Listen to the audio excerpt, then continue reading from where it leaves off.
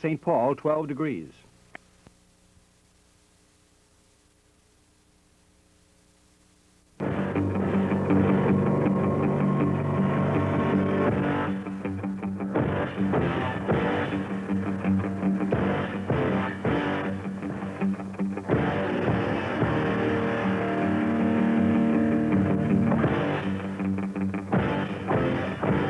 The following is a Channel 9 sports presentation.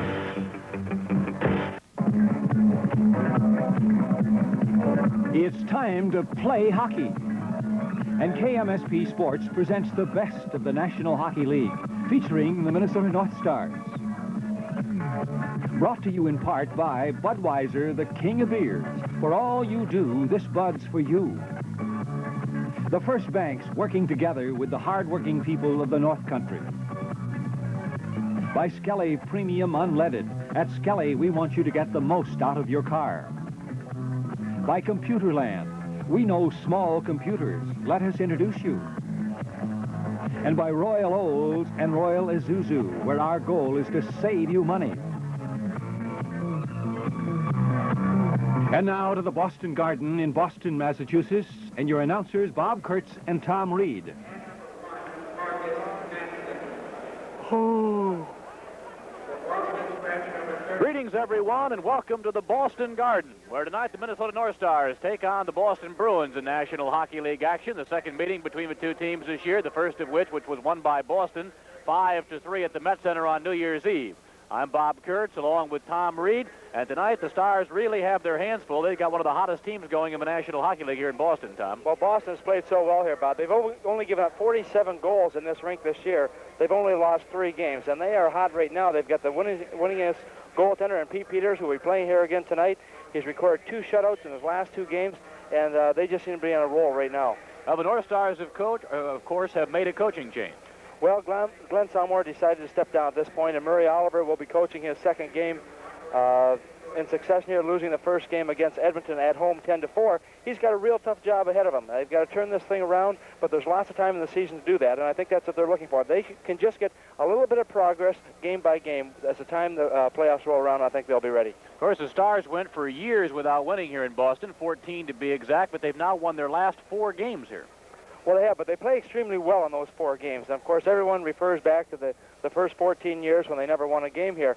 But they've changed that now. No one really thinks about that as much anymore. But the question right now is they've got a game here tonight. They'd like to make it 5-0 if they possibly could. On the other hand, the Boston Bruins, who have just played terrific all year long, want to break that string. Now, the Bruins, along with the Chicago Blackhawks, have the most points amassed this year in the National Hockey League, 63. We'll be back with the opening face-off in just a moment. Tonight's broadcast comes your way from the Boston Garden.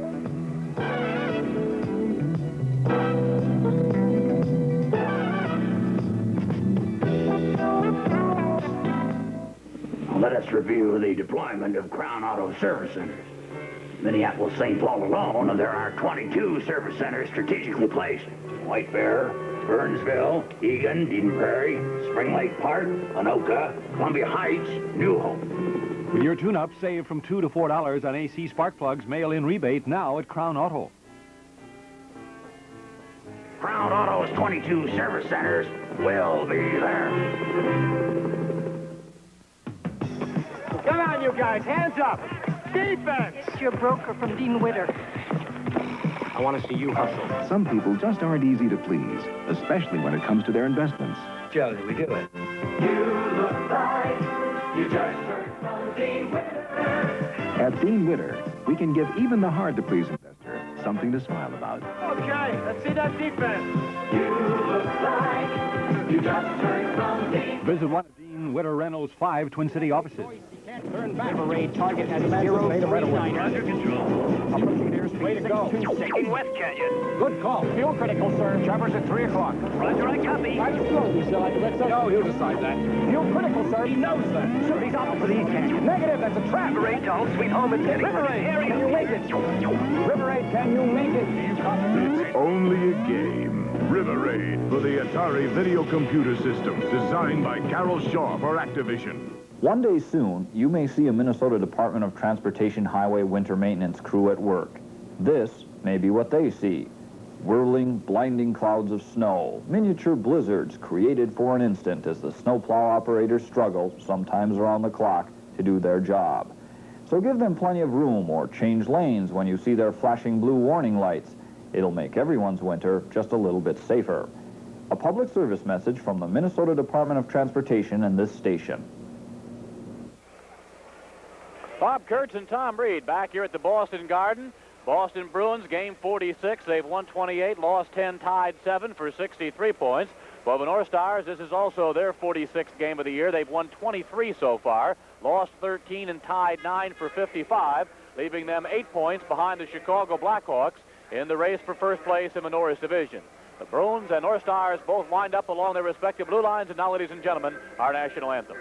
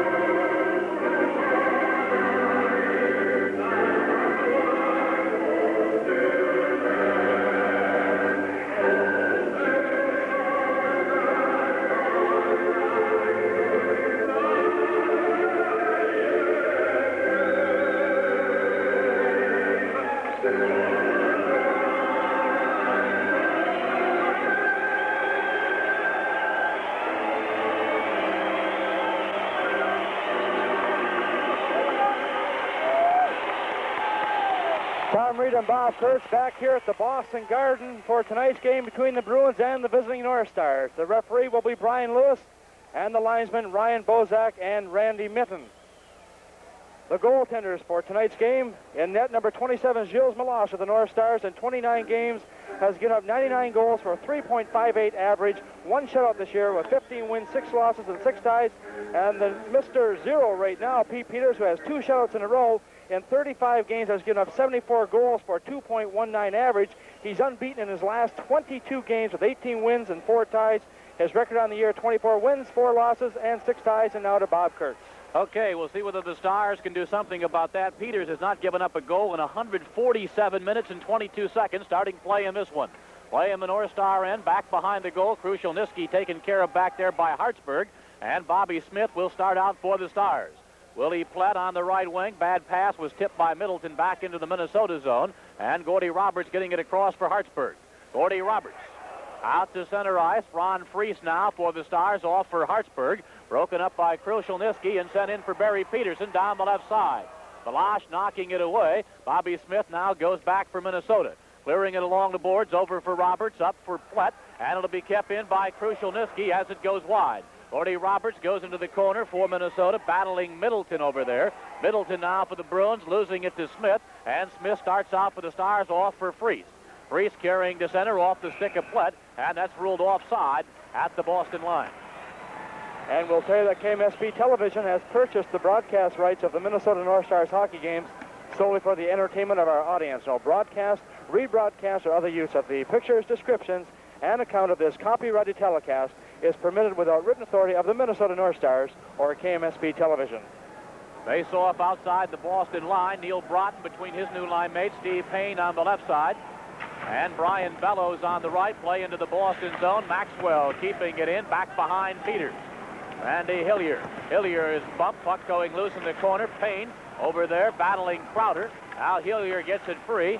And McTavish works it out to center for the Bruins. Back after it goes Giles. Giles off for Broughton. Here come the North Stars. Broughton across the line. Ray Bork breaks that up for the Bruins, shadowed by Bellows in the corner. Off now for the former North Star Palmer. He lost it. Bork up with his own for Boston. And here come the Bruins breaking into the North Star zone. Back behind Meloche goes Kurt Giles. Brad Palmer bumped there by Giles. Palmer working it free for Boston. Back to Bork on the line. Hit a skate. Hillier keeping it in. Off for Palmer, but Broughton works it out to center. Now Randy Hillier for the Bruins, off for Palmer. Crowder was knocked flying by Maxwell. Giles for the North Stars, clearing it into the Boston zone. Pete Peters back behind the goal. Payne fell down for Minnesota. As the Bruins break out to center ice, Craig McTavish works it across the line, but Freddie Barrett sends it back to center. Randy Hillier off for Keith Crowder a shot, and that was blocked by Barrett. Dino Cicerelli up with the puck for the North Stars. Kept in by Keith Crowder. Dufour working it free. Hartsburg for the Stars, off for Young. Emmy Young to center. Dino Cicerelli. Luke Dufour sending it back out, is coming onto the ice and falling down for Boston was Bruce Crowder. Marty Howe over for Brad Park. Marty Howe carrying out to center. Into the Minnesota zone it goes, and back after it goes Tom McCarthy. Well, the action so far has just been up and down. Both teams playing very close checking. This is a small rink, and both teams realize the importance of coming out and having a very good start. Palmer knocks to center. Crowder knocks it back across, and now Park. Starting out Dufour, back for Crowder. Crowder was knocked down. Penalty coming up against Barrett. Here's a chance for Fergus, and Fergus was stopped by Gilles Melange. Tommy Fergus all by himself, stopped by Melange, so we're going to get a penalty. Tonight's broadcast comes your way from Boston Garden. This Bud's for everybody who puts in a hard day's work.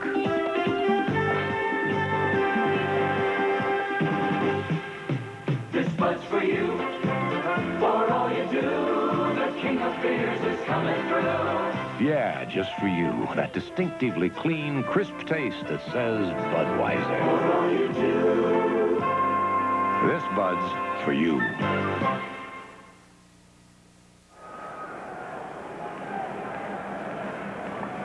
Freddie Barrett picked up a tripping penalty at 2:59. He was going to his right, and right here, Crowder cut to his right, going the opposite direction, and Barrett just had to get that leg out there a little bit and cause that tripping penalty. Off the face-off, Bork rips one wide as it's the Boston power play.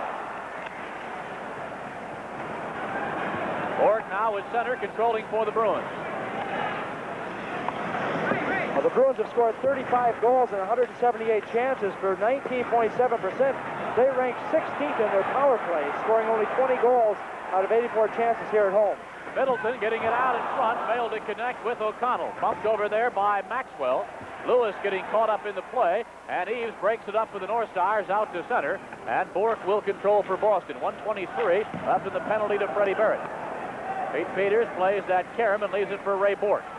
Well, the Bruins have really rebuilt this club, an aging club a couple of years ago. They have really had an influx of youth, some outstanding drafts. As it's ruled offside, and the face-off will go back outside the Minnesota line. 1:10 now remaining in the penalty time to Freddie Barrett. Well, they've got a younger team now and an average age than the North Stars. The Boston Bruins average 25.3 years of age. The North Stars average 25.5. And as you said, they have done an excellent job of rebuilding here. It used to be that the team was so offensive-minded. And although they do have some good scoring forwards and defensemen, their game really this year has been the defensive play. Face-off will be outside the North Star line. 16-11 to go first period, and we're scoreless. Bruins in recent years have added Ray Bork, Barry Peterson, Steve Casper, Keith Crowder, Randy Hillier, Mike Krushelnyski, Luke Dufour, Gordy Kluzak, and Norman Levier was on his way to being a heck of a hockey player until he suffered that stroke in Vancouver. There's been some outstanding drafting going on here in the Boston organization. Cashman, who is not a rookie, has the puck now in the corner, taken away by Young, kept in by Bork. Bork tees her up, lets it go, and that'll deflect into the crowd. 53 seconds left in the penalty time to Barrett. Well, good play by Timmy Young, coming right back to the point as Ray Bork was pulling the puck off the boards, trying to get in a better scoring position. Young able to get the stick out in front of the puck, deflected high over the glass to force the face-off just inside the North Star blue line. Timmy Young at center for the North Stars. Out there killing it off, along with George Ferguson as the forwards, Craig Hartsburg, and Gordy Roberts manning the defensive positions, and Gilles Melange in goal. We have passed the 4-minute mark now of the scoreless first period.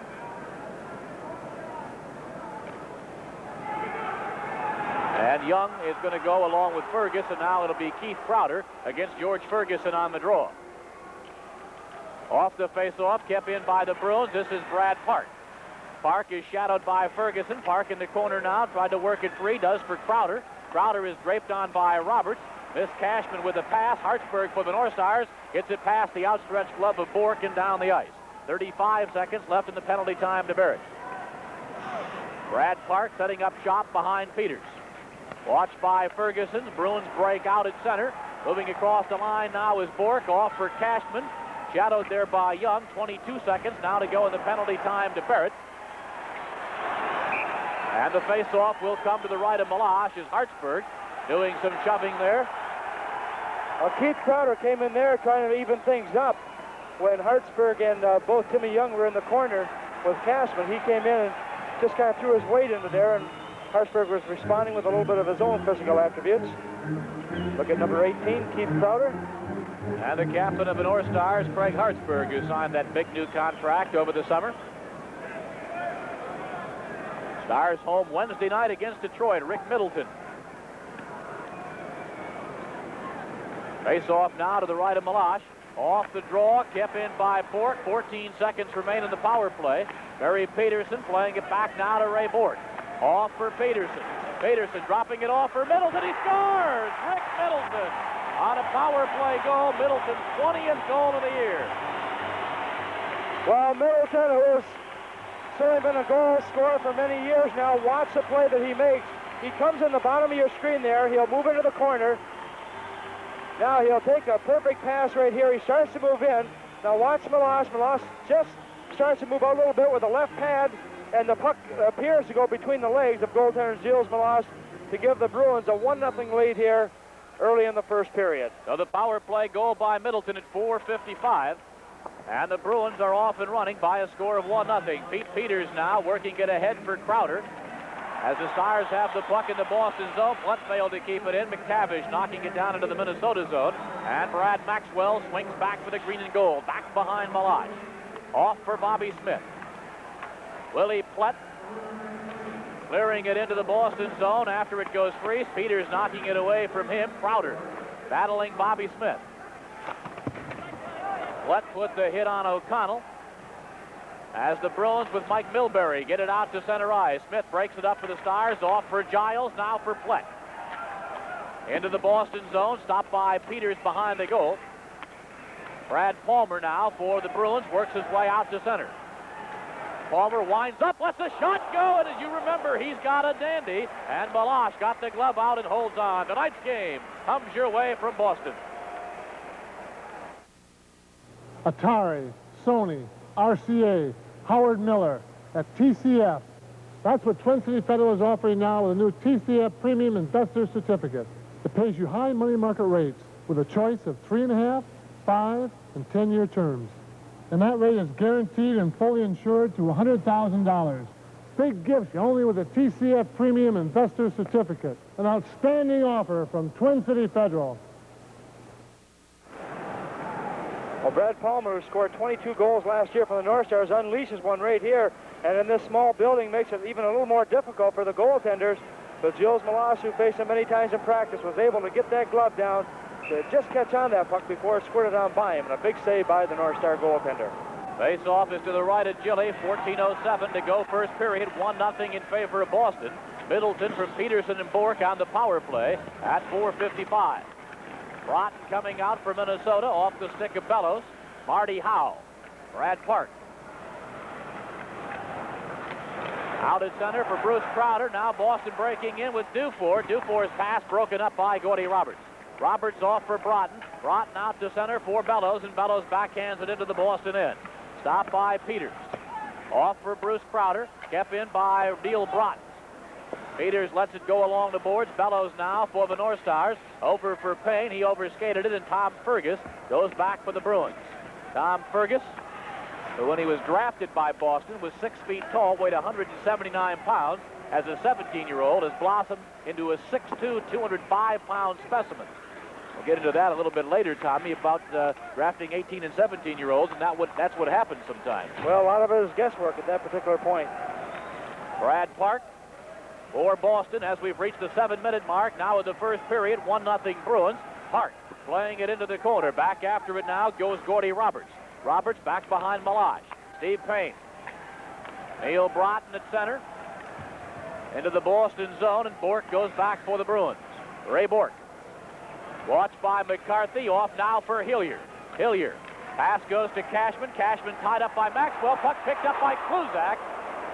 Now Hillier keeping it in for the Bruins. Cashman pinned up against the boards by Freddie Barrett. Cashman getting it off there for Gillis.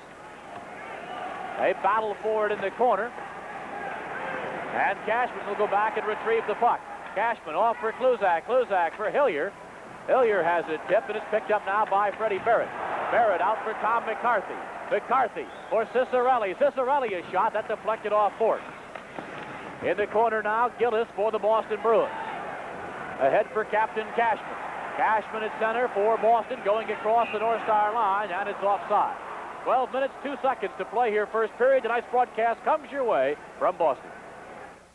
There's a new world to discover at Computerland. The exciting world of personal computers. Come on in, see everything you can get inside this box. The portable Osborne personal computer, a standard-sized keyboard, 5 separate programs, 1 small price tag. Get the complete Osborne personal computer in 1 box, plus the service and accessories to make the most of it at Computerland. For all you need to discover the world of personal computers, discover Computerland.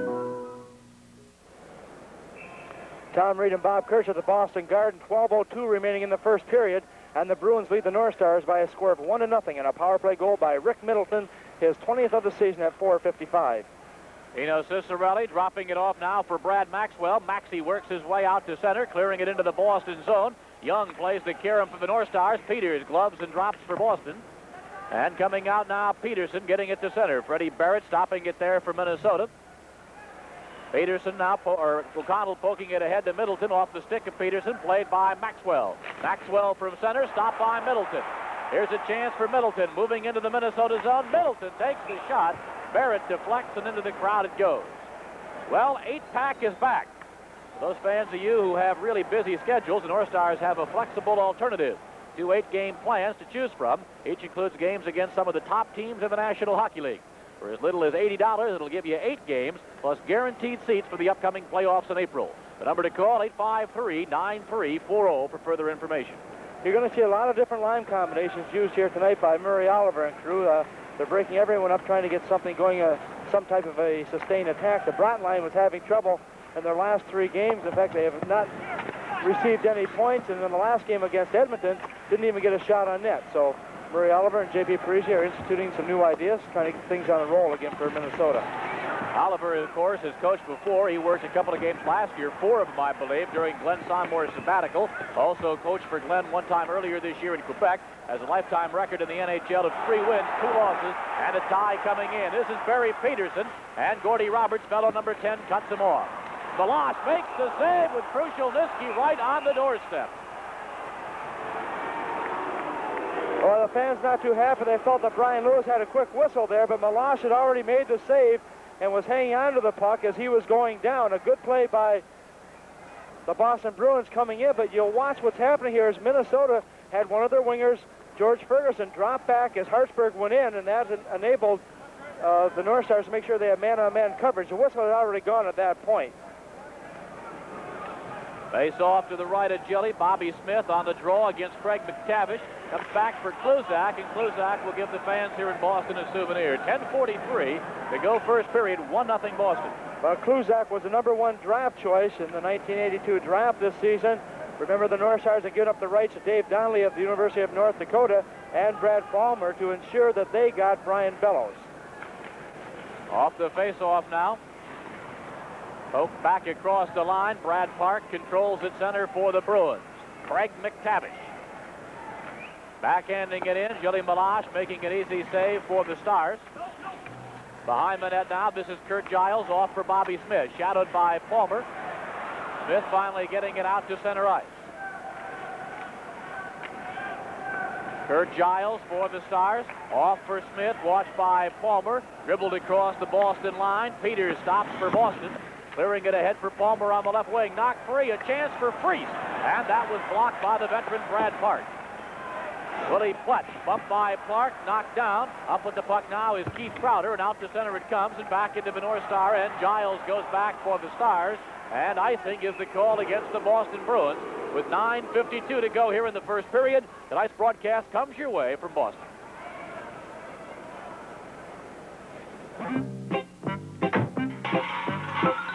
If you've shopped for a new car lately, you may be a little surprised at what you have to spend. So you might decide to take better care of your present car to make sure it lasts. That's why you should use a quality gasoline and motor oil like Skelly. Skelly helps your car run smoothly mile after mile. At Skelly, we want you to get the most out of your car. Bob Kurtz, Tom Reed back here in the Boston Garden. Randy Hillier back behind Peters. 1-0 Bruins. We've passed the 10-minute mark here in the first period. Brian Bellows now for the North Stars, keeping it out across the Minnesota line. Fergus has it offside as the puck rolled across the blue line and then back out. 9:39 to go. First period, 1-0 Boston. Tommy Fergus, the guy we were talking about, 6 feet, 179 pounds when he was drafted, scored 8 goals his first year in junior in Peterborough. They drafted him anyway. Well, sometimes you have to have the luck of the draw, I guess you'd have to say, in that particular situation.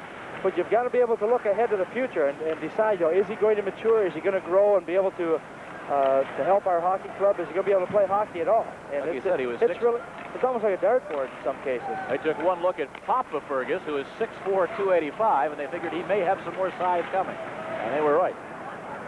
Hartsburg now for Minnesota, getting it over for Gordy Roberts. Roberts for Hartsburg, going across the line, takes the shot, and that deflects and goes into the crowd. 9:07 to go here, first period. It is 1-0 in favor of Boston. Well, you're invited to attend the North Star Luncheon on Thursday, January the 20th at the Prom Ballroom in St. Paul, honoring the North Stars. And if you'd like to go to that luncheon, starts at 11 o'clock. You can ask for Sharon at 535-6440. That phone number again for the North Star Luncheon at the Prom Ballroom in St. Paul is 535-6440. Stars again will be home Wednesday night. They'll meet Norris Division rival, the Detroit Red Wings, the last team, by the way, to beat Edmonton. The Wings beat them 4-3, and since then, Edmonton has been scoring goal after goal after goal. At last count, 27 of them in 3 games. Back after it now goes Neil Broughton. Broughton getting it off for Gordy Roberts. Roberts ahead on the left wing for Payne, out to center. Into the Boston zone it goes with Ray Bork. Now it's Bruce Crowder working it ahead to Dufour. Dufour clearing it into the Minnesota zone. Malage leaving it for Roberts. And back behind the play now we got Dufour and Hartsburg. Gloves go off. Dufour and Hartsburg. Ryan Lewis telling the players to stand back. Hartsburg's got the best of this one, and the linesmen, Ryan Bozak and Randy Mitten, move in to separate him. Tonight's broadcast coming your way from the Boston Garden.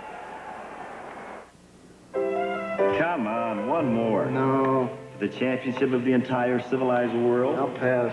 And the Michelob Light. I'll serve. Michelob Light for the winners. Would good friends really play this hard for a beer? Michelob Light for the winners. It is Michelob Light, the rich, smooth taste you can compare to any beer you like. I thought you were tired. Nope, just thirsty. Michelob Light.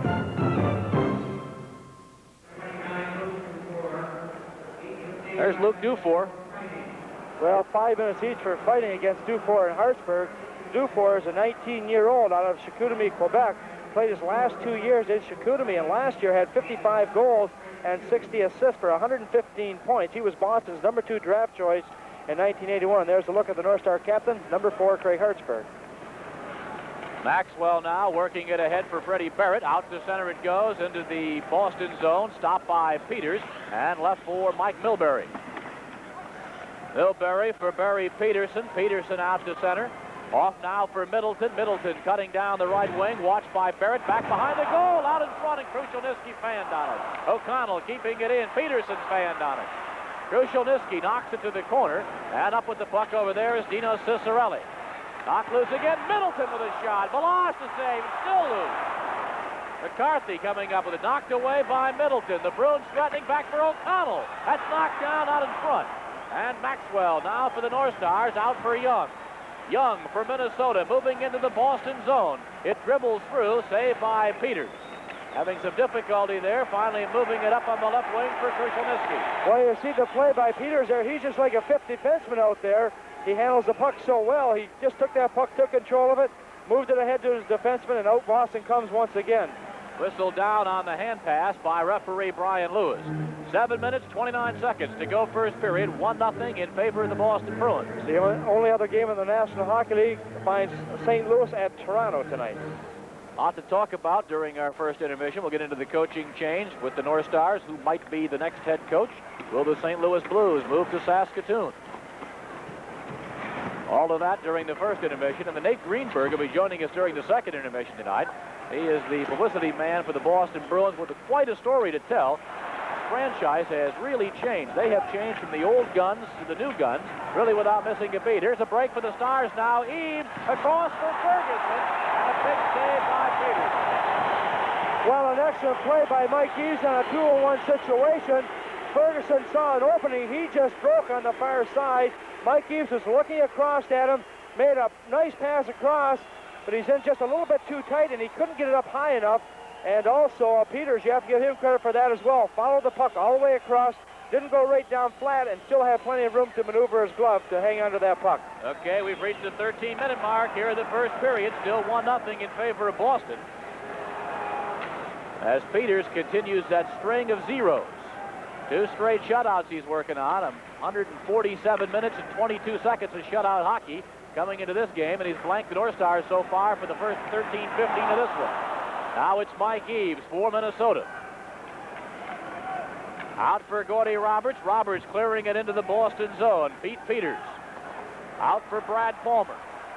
Drop pass there for McTavish. McTavish goes in. Back for Palmer. Palmer takes the shot. Balash makes the save. Crowder for the Bruins has the rebound. George Ferguson now for Minnesota sends it all the way down the ice. That'll just bring it right back in the North Star end. Is icing called against Minnesota. 6:12 to play here in the first period. It is 1-0 in favor of the Boston Bruins. Middleton from Peterson and Bork at 4:55 on the power play. And there's a look at number 22, Brad Park, the senior member of the Boston Bruins at 34 years of age in his 15th NHL season. He spent 8 of those with the Bruins. Extremely heady hockey player. He may have lost a step, but he makes up for it his intelligence on the ice. Hey, I watched you the other night in Detroit. You haven't lost a step. I never had any steps. You lost about 2 or 3. No, I'm just kidding. Should have seen Tommy playing for the National Hockey League old-timers against the Detroit Red Wing old-timers. Reed was a -1. They weren't old-timers. They were masters on ice. Oh, I'm sorry. That's right. Gordie Howe, Alex Delvecchio putting on the Red Wing sweater again, and Tom was joined by notables like Eddie Shack, Wayne Thomas, Phil Esposito, Bobby Hull, Sam Makita. Hull hadn't lost anything. He sent 2 blistering wrist shots into the net.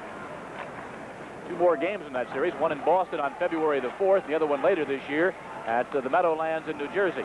They had a great statement in that game. Gordie Howe was playing, and they were asked, Gordie fell in the boards head first and was injured slightly, and they asked Bobby about Gordie. He said, look, Gordie's so tough that when he dies, he'll probably only miss 2 games.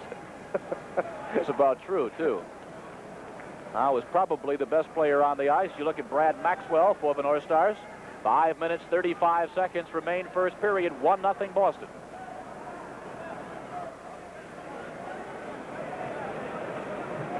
Bobby Smith at center between Willie Platt and Ron Freese. Barrett and Maxwell are the defensive pairing for Coach Murray Oliver as Ray Bork now starts out for the Bruins. Ray Bork carrying out to center, clearing it into the Minnesota zone. Crowder going in against Priest. He rides him out, and up with the puck is Barrett. Out across the line it comes to center. Cashman now for the Bruins, off for Tommy Fergus. Ray Bork watched by Freese. Hillier now for the Bruins, heading it out for Crowder. Crowder moving it across the Minnesota line, watched there by Barrett. Kept in by Hillier. Hillier lets a shot go. That deflects wide as we pass the 15-minute mark here in the first period. And it is 1-0 in favor of the Boston Bruins. Bork going back. Icing had been waved off. Bork back behind Peters. Crashing with Willie Platt. Now Hillier comes back to lend a hand. Payne, though, up with the puck. Payne back for Smith. Out in front, and it went wide. As Bork now for the Bruins. Out to center. Stopped by Giles. And off for Roberts. Giles now spinning away from Krushelnyski out to center, too far for Bellows. Bellows given a hit by Bork as play goes into the Boston end. Hillier now for the Bruins. He's bumped by Bellows, who's recovered. Off for Payne. Payne, a centering pass, went through the crease. Krushelnyski kept in by Giles. Krushelnyski again getting it out for Middleton. Middleton for Krushelnyski across the line. Poke check by Roberts. Krushelnyski again off for Milbury. Now O'Connell, the man who came to Boston in the Al Secord trade, clearing it into the North Star zone. Back after it's Giles, watched by Peterson. Brian Bellows. Neil Broughton. Stopped by Middleton. Broughton has it again for the North Stars. Finally, O'Connell getting it over for Krushelnyski. Krushelnyski stopped there by Roberts at the Minnesota line. Gordy Roberts, who's having a whale of a year for himself, clearing it in deep back behind Peters. O'Connell now, and it's icing against Minnesota. 3:36 to go here, first period. Tonight's broadcast comes your way from Boston. Sir, in your opinion, how do the new money market accounts from the First Banks compare with the money markets brokerage firms offer? Well, first, they give you a good choice, money market insured checking or money market insured savings. Both pay about the same rates as ours, and both are certainly more flexible than ours. So, whose do you recommend? Ours. Money market insured checking and savings. Two accounts most brokers only wish they could recommend. Tom Reed and Bob Kurtz back here at the Boston Garden with the Bruins leading the North Stars by a score of 1-0. We've got 3:36 in the face-off in the first period remaining in the face-off to the left of goaltender Gilles Meloche. McTavish against Young on the draw. Young between McCarthy and Dino Cicerelli. Maxwell and Barrett the defensive pairing. McTavish is between Crowder and Palmer with O'Connell and Milbury on defense for Boston. Off the draw now, controlled by the Stars. Young coming out to center with Dino. Into the Boston zone it goes. Back after it, Milbury. Peterson, though, sweeping it along to Crowder. Kept in by Tom McCarthy. Now O'Connell. Stopped by McCarthy. Off for Cicerelli. Cicerelli for the North Stars. Bumped by McTavish. Crowder now for the Bruins. Out to center. Stopped by Maxwell. Now Milbury controls for the Bruins. That's Brad Palmer. Brad Maxwell kicking it along the boards. Bumped over there by McTavish. McCarthy trying to work it across the line. Does to center. Into the Boston zone it goes. Peters leaving for Milbury. We've passed the 17-minute mark here in the first period, and it is 1-0 in favor of Boston. Craig McTavish. After it is Crowder along with Roberts. Roberts sweeping it along. Palmer, though, is right there for the Bruins. Roberts over to cut him off. Face off to the right of Meloche with 2:36 to go in the period.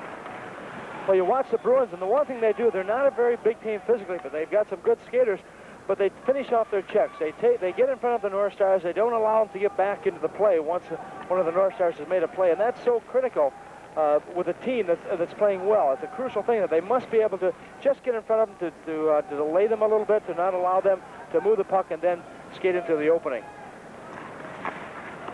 Greg Hartsburg for Minnesota, sending it along too far for McAdam into the Boston zone. Park going back for the Bruins.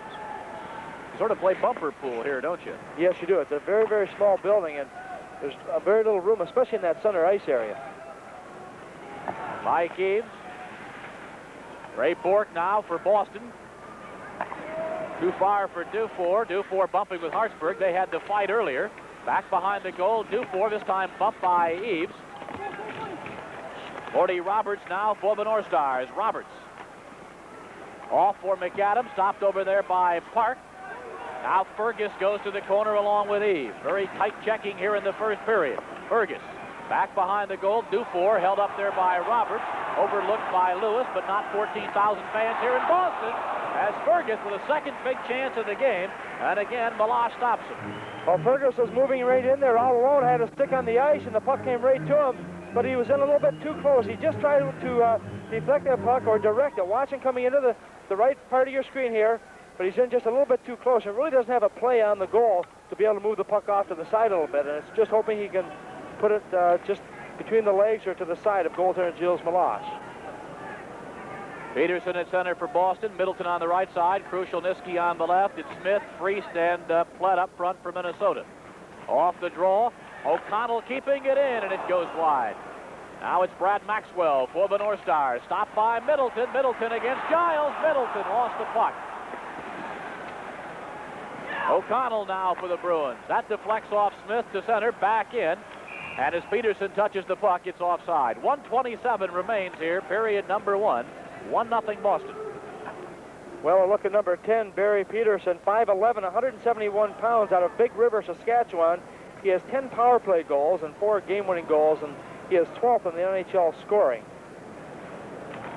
Peterson was experiencing the sophomore slump after scoring 44 goals last year and finishing runner-up Dale Horschuk as the Rookie of the Year. He was watching football on television, and something John Madden said turned his season around. He said a lot of times you start thinking too much out there rather than reacting. And Peterson was saying during your rookie year, you just react, you don't know any better, but in your second year or so, you start to react. And he heard Madden talking about Lawrence Taylor of the New York Giants, applied that to himself, and went on a scoring spree. Well, Pete Peters, who has become a favorite here in Boston, he leads the league in goals against average of 2.19 with victories of 24, save percentage of .908. He's unbeaten in 22 games with 18 wins, 4 ties, and in 18 of his 34 games, he has not allowed a goal in the first 30 minutes of the game. Or to the last minute of the period here, 1-0 in favor of Boston. Well, we got an interference call coming against Boston right now. Bellows was interfered with, and that penalty will come at 19:06 of the first period. And it's going against number 20, Mike O'Connell. So we'll get a look at the North Star power play, which is struck for 56 goals in 191 attempts.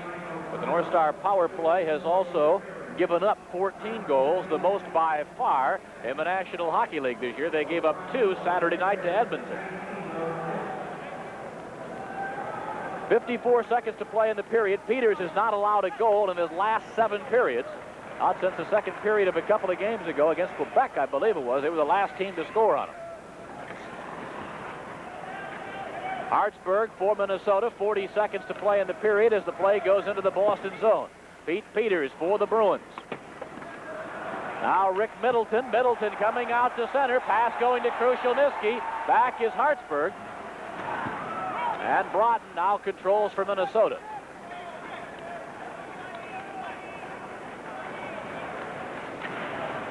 Into the Boston zone it goes. Peters now for the Bruins. Broken up there by McAdam. Off there for Broughton. Off for Bellows now. Bellows for Minnesota. Getting it across for Payne. Back for Roberts. Roberts out in front. Peters makes the save. And we'll get a face-off in the Boston zone with 4 seconds to play in the period. The Stars come close, but Peters holds them at bay. Well, a nice passing play all the way around. The shot coming from the point, but it wasn't really a shot on net. Roberts intentionally put it over on that side. And you can see number 7, Neil Broughton, right there trying to deflect the puck, which hits the pads of Pete Peters, and the rebound right there. Bellows unable to get to it before the whistle goes. And as a result, he keeps his shutout sequence intact. Not like our goalie for Team Media, Rob Lear, huh? He's given up a goal every period for I don't know how long. Face-off coming to the right of Peters. 10 seconds. Or 4 seconds, rather, left in the period. 1:10 to go in the interference call against O'Connell. Off the face-off, Court controls for the Bruins. The Stars left Meloche in goal. A little bit too much time, a little bit too small of a building to risk that. And that is the end of the first period with a score 1-0 in favor of the Boston Bruins as tonight's broadcast comes your way from the Boston Garden.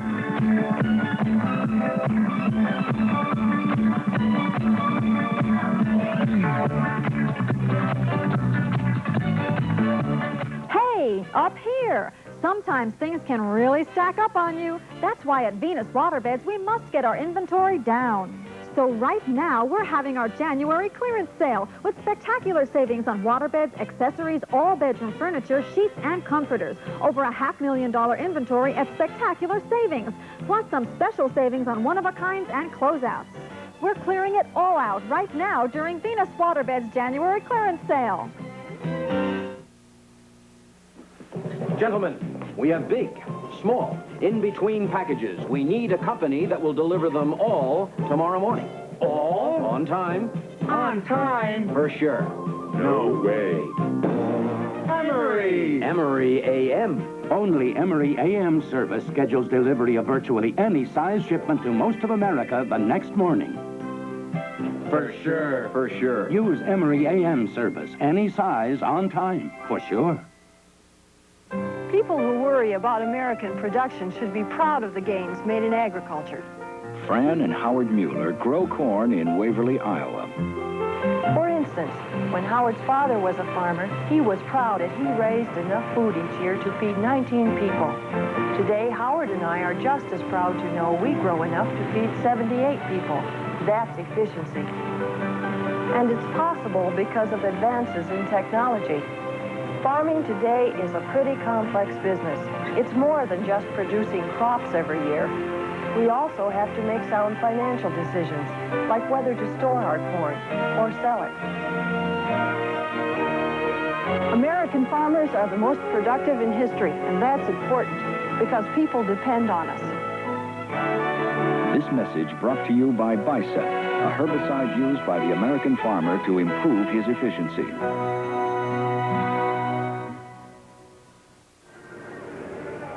Bob Kurtz and Tom Reed back here at the Boston Garden, 1-0 in favor of the Boston Bruins after one period of play. A period that saw the Bostons outshoot the North Stars 7-4.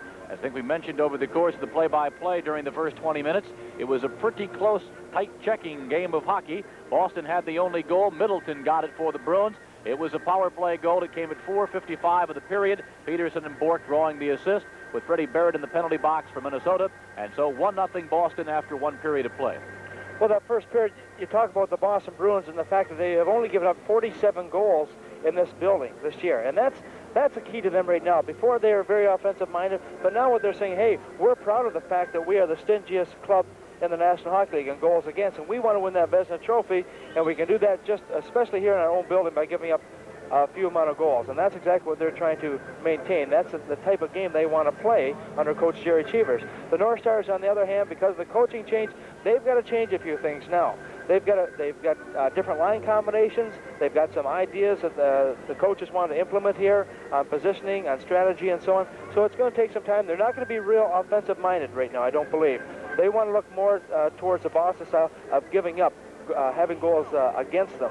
So they want to make sure they concentrate on the defensive aspects of the game. And as they move along here, as they progress game by game, and as they improve game by game, things will come back into play once again for them. What about the coaching change for the North Stars? Glenn Sommore, the most successful man the Stars have ever had behind the bench. I think he had about the longest tenure behind the bench. Won more games than anybody else. Put the North Stars in the Stanley Cup Finals. Had him in the semifinals a couple of times. But he's gone now. Well, he is. And, you know, that comes with the territory. When you become a coach, you know at some point that your services are no longer going to be required.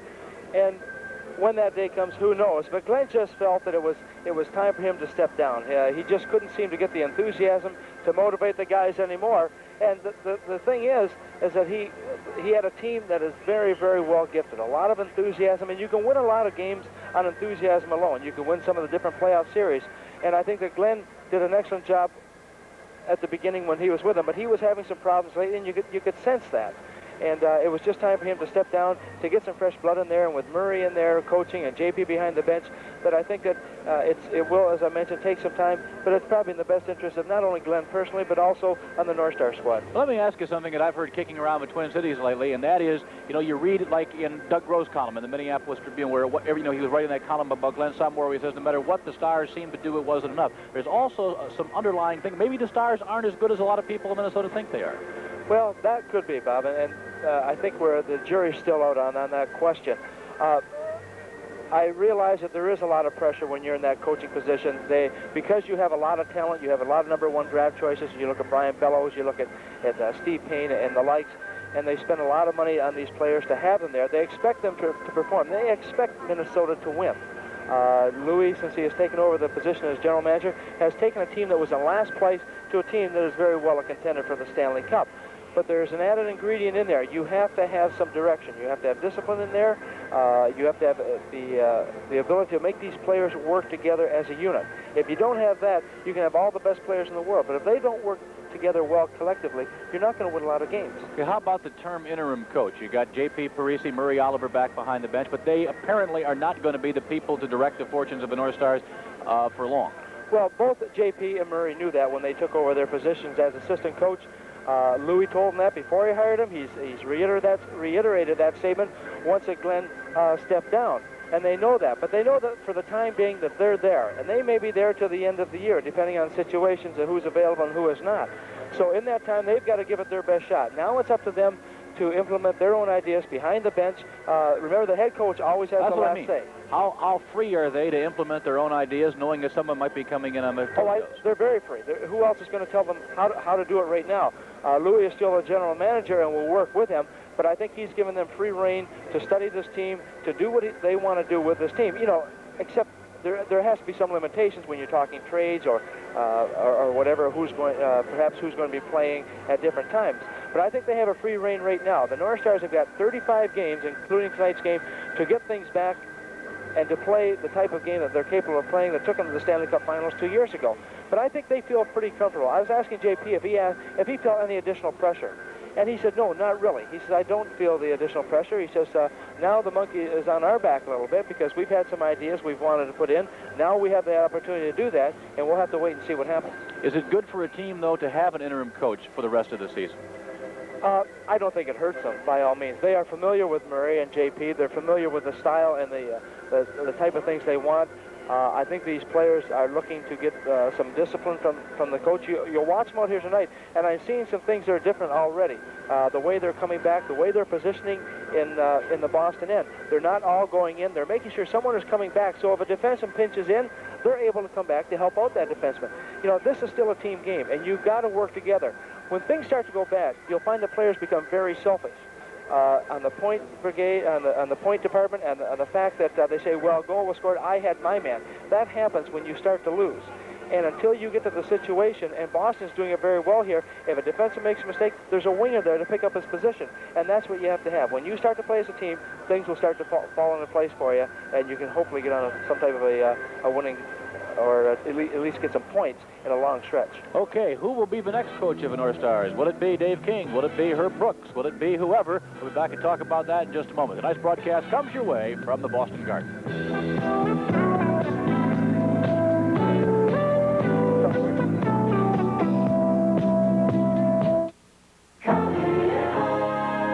Coming up weekday mornings at 11, take a journey with Barbara Stanwyck, Lee Majors, and Linda Evans to the Big Valley. Show us what you inherited from your father. Show us some of Tom Barkley's guts. I want your back talk. I'll ask for it.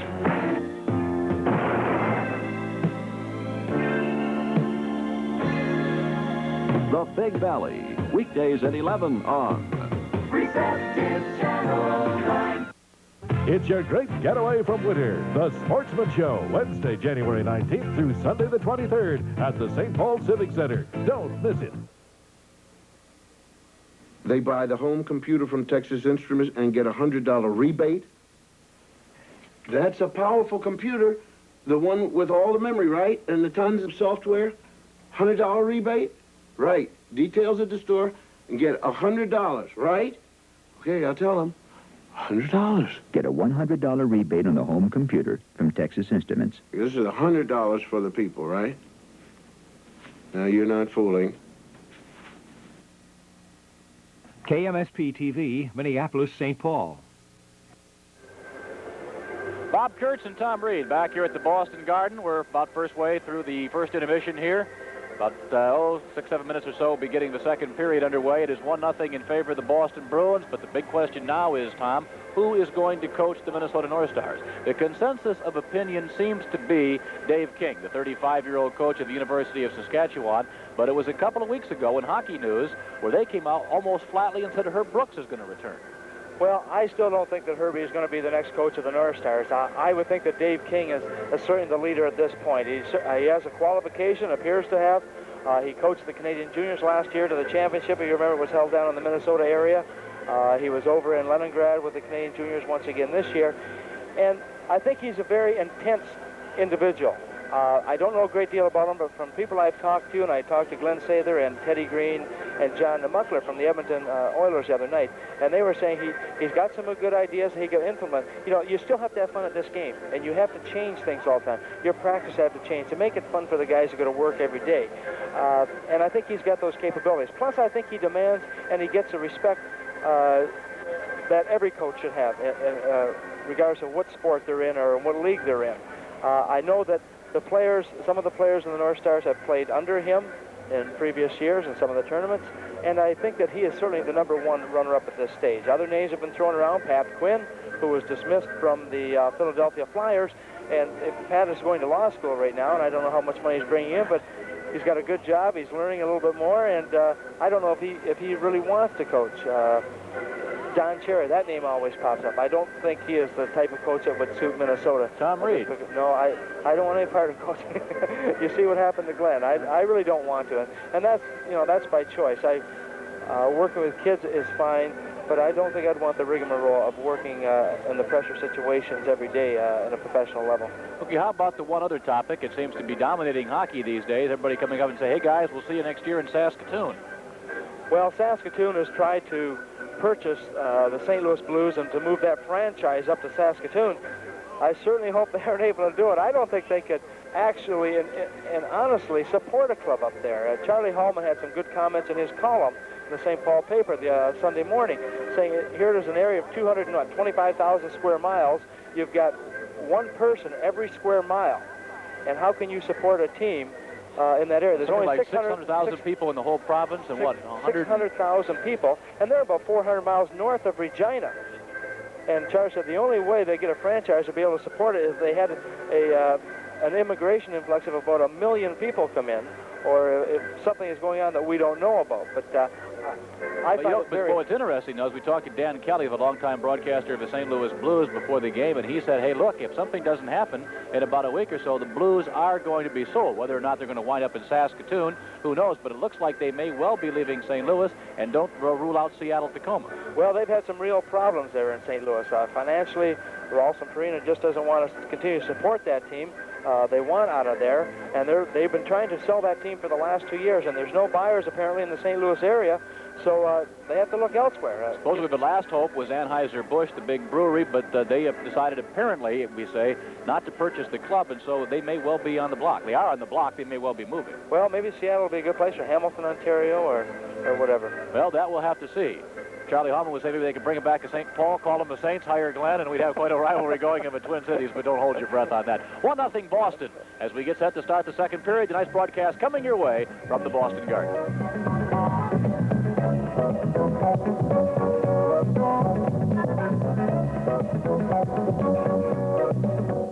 Now you can get 11.9% financing on any new Oldsmobile at Royal Olds. 11.9% financing means an extra savings to you of up to $1,500 on financing alone. Plus, Royal's special sale prices for a total savings to you of up to $3,500.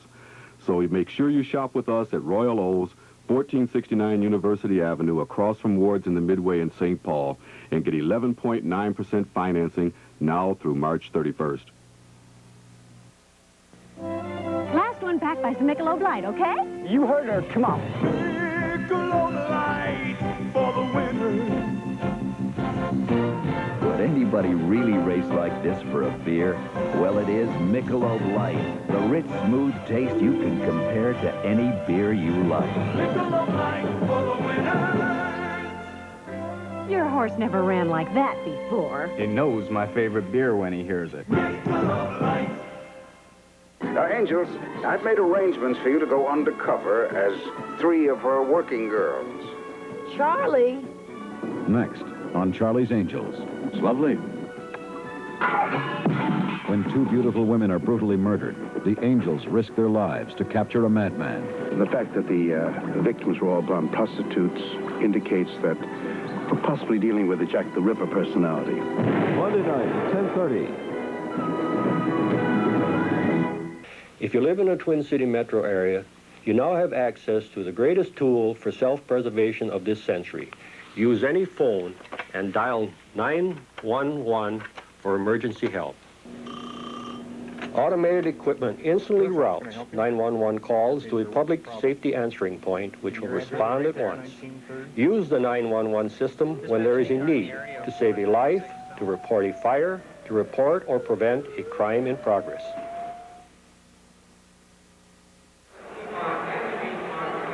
Bob Kurtz and Tom Reed back here at the Boston Garden, getting set to start the second period of play. Keep in mind, O'Connell has 1:07 left to serve in his penalty. I don't know why it is, but every time, with the exception of Los Angeles, this building seems to hold more former Minnesotans or people visiting out here. And Dave McDonald wants to say a big hi to St. Olaf, and also a hi to Dwayne and gang in Cold Spring, Minnesota, from Bill, Ford, and Griff. And they're just a couple among many Minnesotans on hand here at the Boston Garden.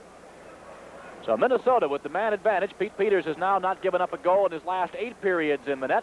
And the North Stars have 1:07 to go on the power play as we begin period number 2. Brad Park for the Bruins, clearing it into the Minnesota zone. Hartsburg going back for the Stars. Less than a minute now to go in the man advantage. 57 seconds left in the penalty call against O'Connell as the Stars with Hartsburg and a pass to Roberts break out to center.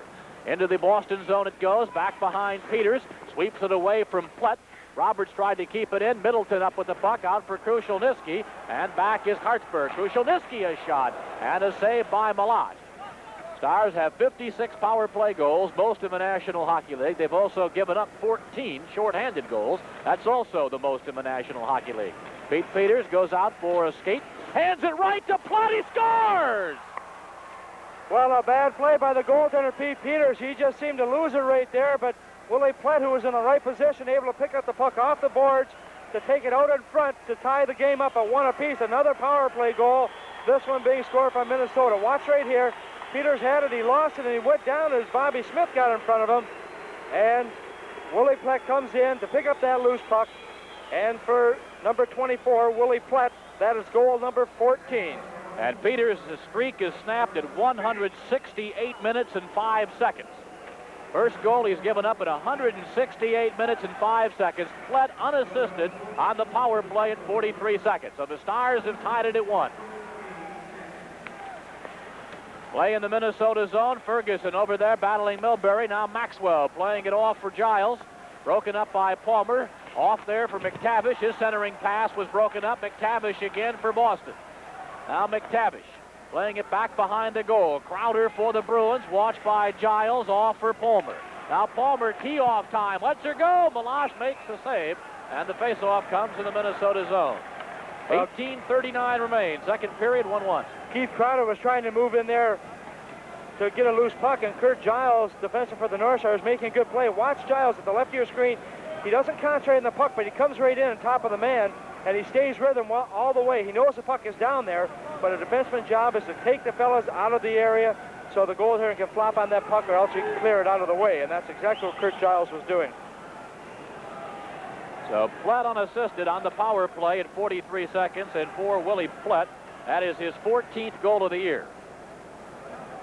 So the Stars in Boston have traded power play goals. We're even at 1 with 18:39 to go here, second period.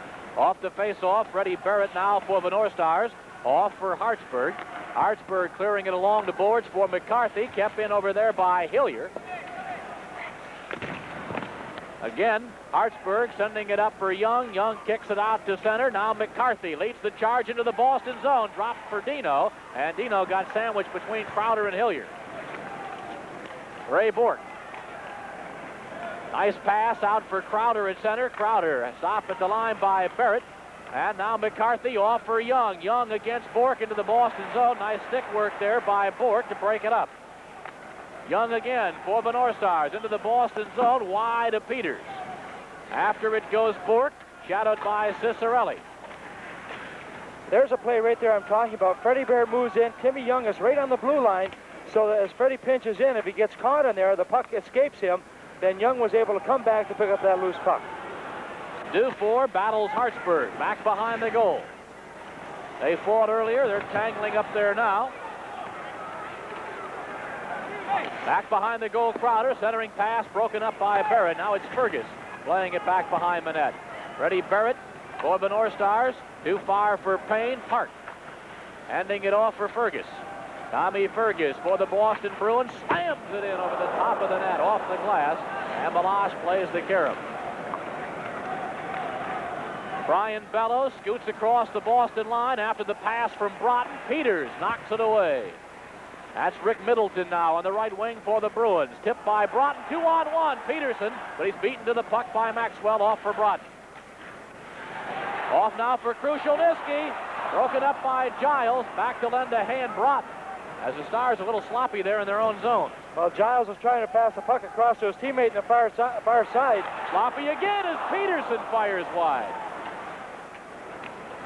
Now it's Payne for the North Stars into the Boston zone against Park. Broken up there by Marty Howe. Howe for Middleton, too far. Stopped by Giles, picked up by Barry Peterson. Peterson into the North Star zone. Back for Middleton. It was behind him. And Payne battles Krushelnyski. Neil Broughton. Steve Payne.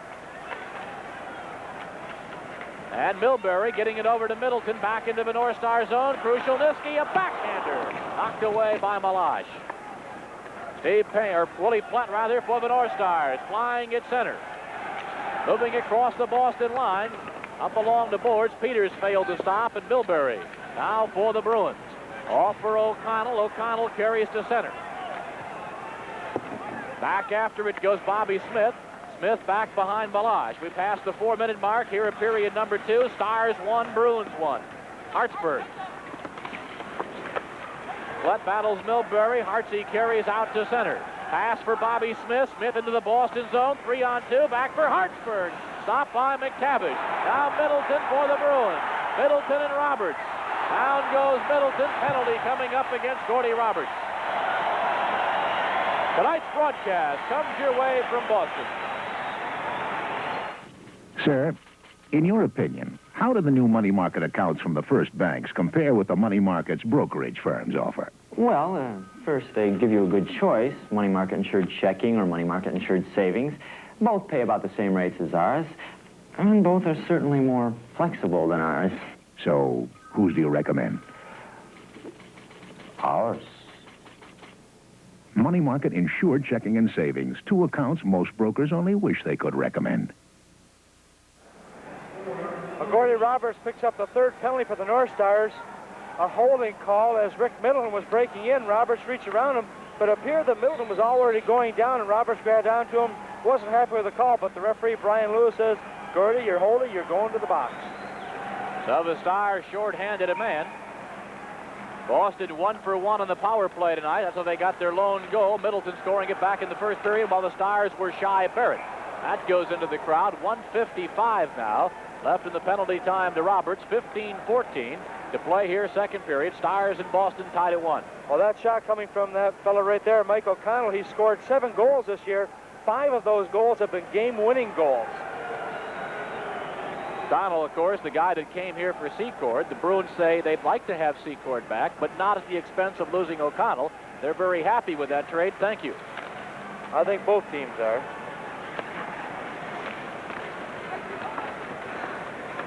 Fergus now for Boston, getting it loose for Keith Crowder. Crowder back behind the goal. Watched there by Maxwell, off for Fergus. 1:38 to go in the extra man. Off for O'Connell. O'Connell works it across for Bork, back for Fergus, and it was tipped wide by Maxwell. Dug free by Cashman. Cashman centering pass was stopped by Eves. Kept in by Bork with a shot. Malash makes the save. Puck is loose.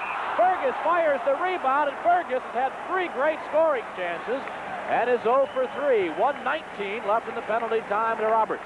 Well as Giles and Maxwell in there, Mike Eves coming back to help out in that area. There's a lot of confusion going on, and sometimes you're trying just to get that loose puck. The North Star defense trying to grab sticks, grab arms, anything they can to stop the Boston Bruins from shooting. But watch Eves.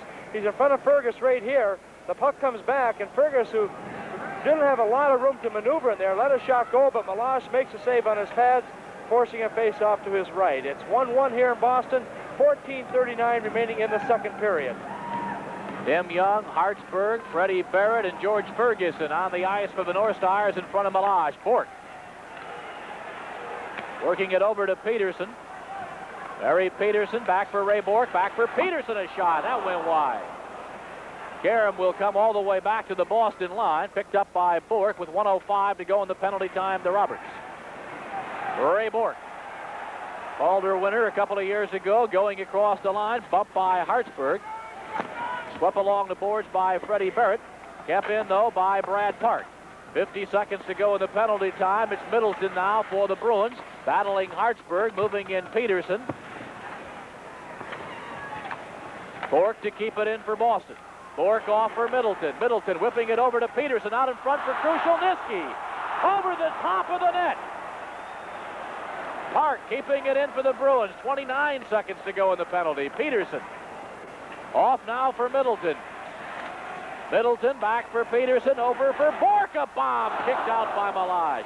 Now Park has it knocked across the line. Bruins will have to come back onside as Ferguson knocks it deep into the Boston zone. Just 9 seconds to go in the penalty. Good play by Ferguson. He anticipated Park going to his backhand, hung right on the board, able to knock the puck over his own blue line. North Stars back in full strength now as Roberts has returned. He's not yet in the play, but now he is. And Roberts will start back the other way. 2-on-1. Roberts, Broughton, a drive. The save. The rebound knocked out of there by Park. Good shot by Roberts and a good play by Park. Just taking the puck, squirting it in the corner to get it out of danger. Middleton now getting it over for Krushelnyski. Out to center. Krushelnyski for the Bruins. Into the North Star zone by himself as Boston's caught in a line change. And back after it there is Maxwell. Now Bruce Crowder picks it up. Crowder spinning away from Broughton. Back behind the goal, and Giles goes after it for the Stars. Kurt Giles. Pass going for Payne. Payne sending it rink wide now for Bellows. Bellows had it tipped away, and Gillis starts back the other way for Boston. Gillis with a shot, saved by Malage. Maxwell knocked the rebound away from Crowder. Gillis still digging at it. Now Broughton ties him up. Maxwell moves in. And Broughton starts out for the North Stars. Broughton goes for a fall. Make sure he takes Crowder with him. Payne up with the puck now for Minnesota. Steve Payne. Payne for the North Stars. Moving into the Boston zone. Back to center it comes. And we've got an interference call going against Boston. Looks like Dufour will get the gate. Tonight's broadcast comes your way from the Boston Garden. What can you buy for $1 these days? Well, you can buy a toothbrush, a newspaper, a 2-scoop ice cream cone, a burger maybe, but a box spring for sure. You heard me right. At Slumberland, we're selling box springs for $1. Here's the deal. Buy any of these mattresses at the regular price, and we'll throw in the matching box spring for $1. Choose from 4 firmnesses. You buy the mattress, and the box spring costs you $1, 1 greenback, $1 Dallaire, 1 picture of Old George. That's all, and that's a good deal, and it's only at Slumberland. Well, Minnesota will have another power play situation. They scored on their earlier power play, and Dufour gets a penalty for interference at 7:55 of the second period. It's 1-1 here in Boston between the North Stars and the Bruins. Cody Roberts back in the Minnesota zone. We've now reached the 8-minute mark of the second period. Stars 1, Bruins 1. Into the Boston zone it goes. Pete Peters steering it away. Over for Peterson, getting it past Roberts. And chasing it down at center, Dino Ciccarelli. Ciccarelli clearing it back into the Boston zone. Peters getting it over for Peterson. Peterson can't get it out, though, as Roberts keeps it in. No one home on the right point. Roberts looked over for Hartsburg. Now Hartsy's moved into position. Big save there by Peters. We got McCarthy and Milbury going at it right now. The referee had signaled penalties, and Milbury and McCarthy were in front of the net just pushing each other. Milbury now throwing a couple of rights to the helmet, and now McCarthy is moving right in there, and now they're both down. The linesman moving in to separate them with Milbury on top, McCarthy on the bottom, but I don't think any damage done by either player. Now McCarthy at 6'2", 197, and Milbury is 6'1", 202, so they're pretty well matched. Well, at one time, Mike Milbury was being booed out of this building, but he has responded so well and played extremely well for the Boston Bruins. See Tommy McCarthy sporting a little bit of a gash in his nose. As tonight's broadcast comes your way from the Boston Garden. Rattle, rattle, thunder, clatter, boom, boom, boom. Don't worry, call the CarX man. One thing you don't have to worry about at a CarX muffler shop is the price. People call to see how much it costs and what they get for their money. And you'd be amazed how many of those callers become our customers. Of course, it could be my pleasant telephone boys. Jingle, rattle, thunder, clatter, boom, boom, boom. Don't worry, call the CarX-Man. Well, both Milbury and McCarthy will pick up 2 minutes each for high sticking and 5 minutes for fighting, and those penalties come at 8:33. Stars still with the extra man. Up with it there. Jordy Douglas getting it back there for Maxwell. Maxwell playing it back behind the goal. Bork tripped there by Flett. Puck coming loose out in front, and taking a whack at it is Krushelnyski, getting it out to center. 1:05 remains in the penalty call against Dufour. Bobby Smith. Pete Peters out of the goal. It was Peters wandering that got him in trouble the first time as he handed the puck to Flett, who put it into the empty net. Now it's Middleton for the Bruins. Middleton at center, moving across the Minnesota line. Rick Middleton, 51 goals last year, back out to Park. 43 seconds to go in the extra man. Kurt Giles for the North Stars, popping it across the Boston line. That's ruled offside. 10:41 remaining second period. Stars and Bruins tied at 1. And a look at number 2, Kurt Giles, 2 goals, 10 assists this year for 12 points. Has played in 44 of the North Star 45 games to date. 36 seconds to go in Dufour's penalty. Broughton between Bellows and Payne, with Roberts and Hartsburg on the points for Minnesota. Krushelnyski, Middleton up front. O'Connell and Bork are the rear guards for the Bruins. Peters letting it go to the corner. Payne digging it free there for Minnesota. Battling O'Connell. Off there for Broughton. Broughton centering pass coming back to Hartsburg, and Peters makes a quick save. O'Connell golfs at it. Roberts keeps it in. Off for Bellows. Bellows works it to Payne. Back for Roberts. Over for Hartsburg, a drive. And another save by Peters. Well, this combination doing a great job for Minnesota, moving that puck around. Bellows, Payne, Broughton, Roberts, and Hartsey, and they've been pushing the puck over to Hartsey. You notice that Minnesota has got 2 defensemen on their power play, and that's one of the areas that has concerned them with giving up so many goals when they've had the power play advantage. They've given up 14, as Bob had mentioned before, so they want to make sure they've got 2 very capable defensemen back there, the offensive-minded preferably, in the power play. 11 seconds to go in the extra man. O'Connell for the Bruins. Roberts fails to keep it in. Peterson now for Boston. Krushelnyski cutting in, and a 2-on-1. Peterson shot over the top of the net. And it goes into the crowd. Penalty time has expired to Dufour. Boston back at full strength. And we got 10:03 to go here, second period. Still tied at 1. Well, not playing for Minnesota, of course, Gary Sargent still recuperating from the knee surgery towards the end of December.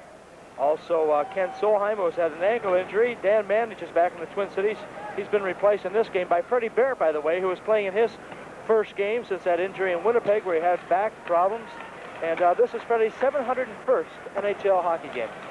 Ferguson working past Marty Howe. Howe took him to the ice. Lewis overlooked that. Now up with it was McTavish. Going to get ahead to Palmer. Palmer given a shove by Maxwell as the play goes into the North Star zone. Barrett for Minnesota. Over for Gordy Roberts. Back for Maxwell. Maxwell fell down, and the shot was whistled wide. Back behind the net now, it's Maxwell. Maxwell for Minnesota. Stopped on the way out by Crowder. Back over there for Palmer. Palmer watched by Eves. Back behind the goal. Freddie Barrett moving in for the Stars. Puck coming loose. Up with it there is Mike Eves for the North Stars. Marty Howe keeping it in for the Bruins. Maxwell going back behind Malash. Al McAdam getting it past Park. And Marty Howe will go back and pick it up for Boston. Marty Howe has found a home here with the Bruins after he couldn't play at Hartford. There's been a lot of criticism of Hartford about the number of players that have left there and performed more than admirably elsewhere, while they had problems in Hartford. Play going in now to the Boston zone. Back after it goes Park. Gordy Roberts, of course, of the North Stars would be a prime example of that. Up with it, Cicerelli. Cicerelli had it broken up by Brad Park. Up with it, Cicerelli. His centering pass broken up by Fergus. Fergus for Dufour. Shadowed by Dino from behind. Dufour off the body of Fergus. Picked up there by Young. Young moving it to Cicerelli. Cicerelli had it tipped wide by Marty Howe. Young ridden out by Park. Cicerelli behind the goal, battles Fergus. Young took a swipe at it, hit the side of the net with it. And out to center, Hartsburg knocked loose by Dufour. Dufour Beaten to the puck by Tim Young. Now Hartsburg takes a hit from Bruce Crowder. Priest moving it out. Bork off for Fergus. Here's a chance for Boston now. Fergus, though, has the pass tipped by number 10, Gordy Roberts, out to center for Hillier. Hillier sending it back in, back behind Malash. Picked up there by Roberts. 7:47 to go, period number 2. Stars 1, Boston 1. Willie Platt. Ray Bork. Platt goes up after it in a battle there with Peterson. Bork will battle Friest.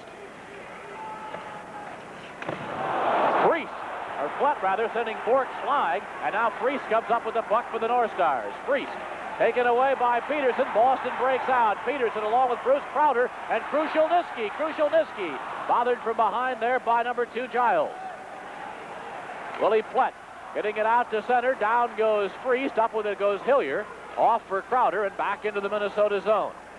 We've reached the 13-minute mark of the second period. Stars and Bruins tied at 1. Freddie Barrett now for the North Stars. Pass for Platt, it missed. Deep into the Boston zone it goes. Platt goes back, ridden down by Howe. Here we got another fight going now. Now we got Hillier and Friest.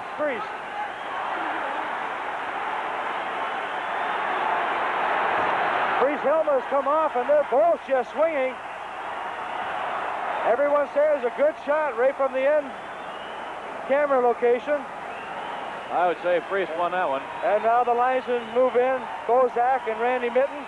You know, those linesmen can't move in too quickly.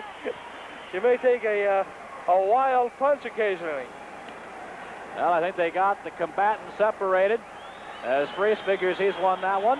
Crowd here, Boston may feel somewhat differently, but tonight's broadcast comes your way from the Boston Garden.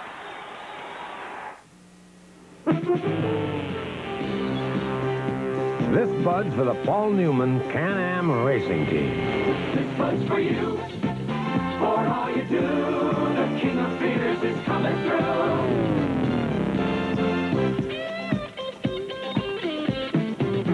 Yeah, while you're watching all the red-hot action, that's the time to cool off with the King of Beers. For all you do.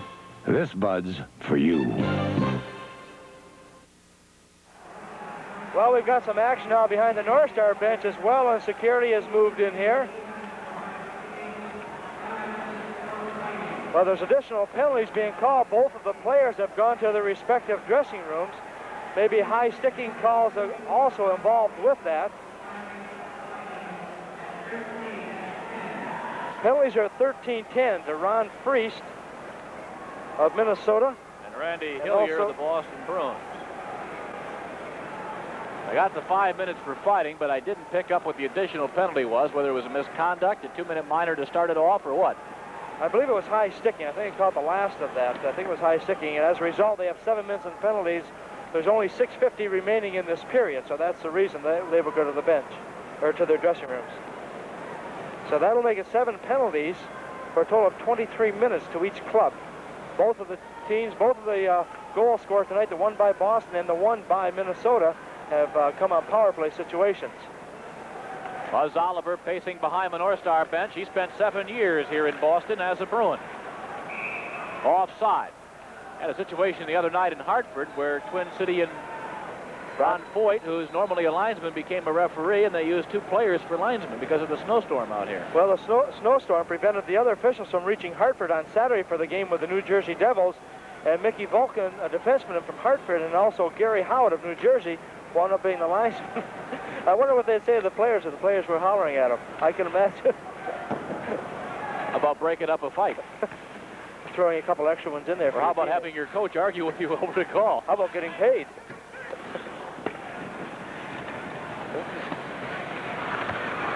Dug free by Bellows. Bellows gets it right out in front of the goal. Peters keeps it moving off for Howe. Now Krushelnyski for the Bruins. Going across the line, watched by Roberts. Payne starting back the other way. Payne for the North Stars. Had it poked away by O'Connell, who's just an excellent defenseman. Off now for Peterson. Peterson whistles one high off the glass. Bellows getting it over for Roberts. Roberts banking it off the boards back into the Boston zone. Well, Krushelnyski made a great play there to Peterson. Put the puck behind his own back, pick it up and very quickly, maybe a half-second spotted Peterson and put the pass right on his stick. Now McTavish for the Bruins. Watched there by Maxwell. Giles drills him back behind the net. Up with the puck is Keith Crowder. Giles is with him. On a bumping back there as Eves finally starts out for the Stars. Off for Payne. Payne for McAdam. McAdam off for Eves. Eves cuts in, pushing it wide. Now McAdam for the North Stars, bumping over there, getting it back for Giles. Giles putting it back behind the goal. Gordy Kluzak for the Bruins, clearing it out to center, and Maxwell stops it for Minnesota. Back in it goes.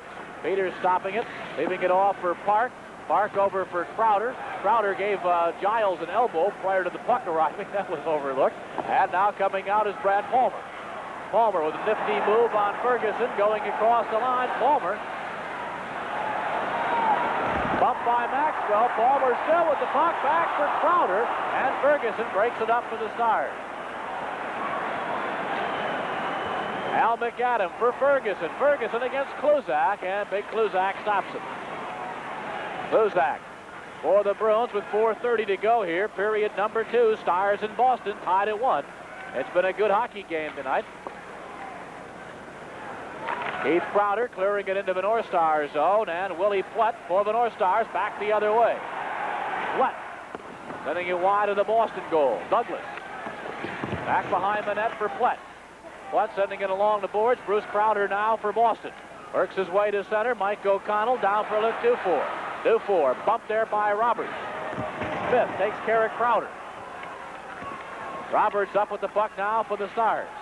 Gordy Roberts watched by Fergus, off for Bobby Smith. Willie Plett takes the pass on the right wing against Fort. Stopped by O'Connell. Back now for Crowder. Crowder getting it for Fergus. Fergus cuts in with Bruce Crowder. He scores! Bruce Crowder takes the pass. And Boston leads it 2-1. Here's the play developing once again. You can see Roberts on the left. Seems to be cautious a little bit. He can't catch up. He dives to the puck, but he's not able to get there. And putting it away, number 32, Bruce Crowder. And for Bruce Crowder, that's goal number 10 on the season to give the Boston Bruins the 2-1 lead. And that goal comes at 16:18 of the second period.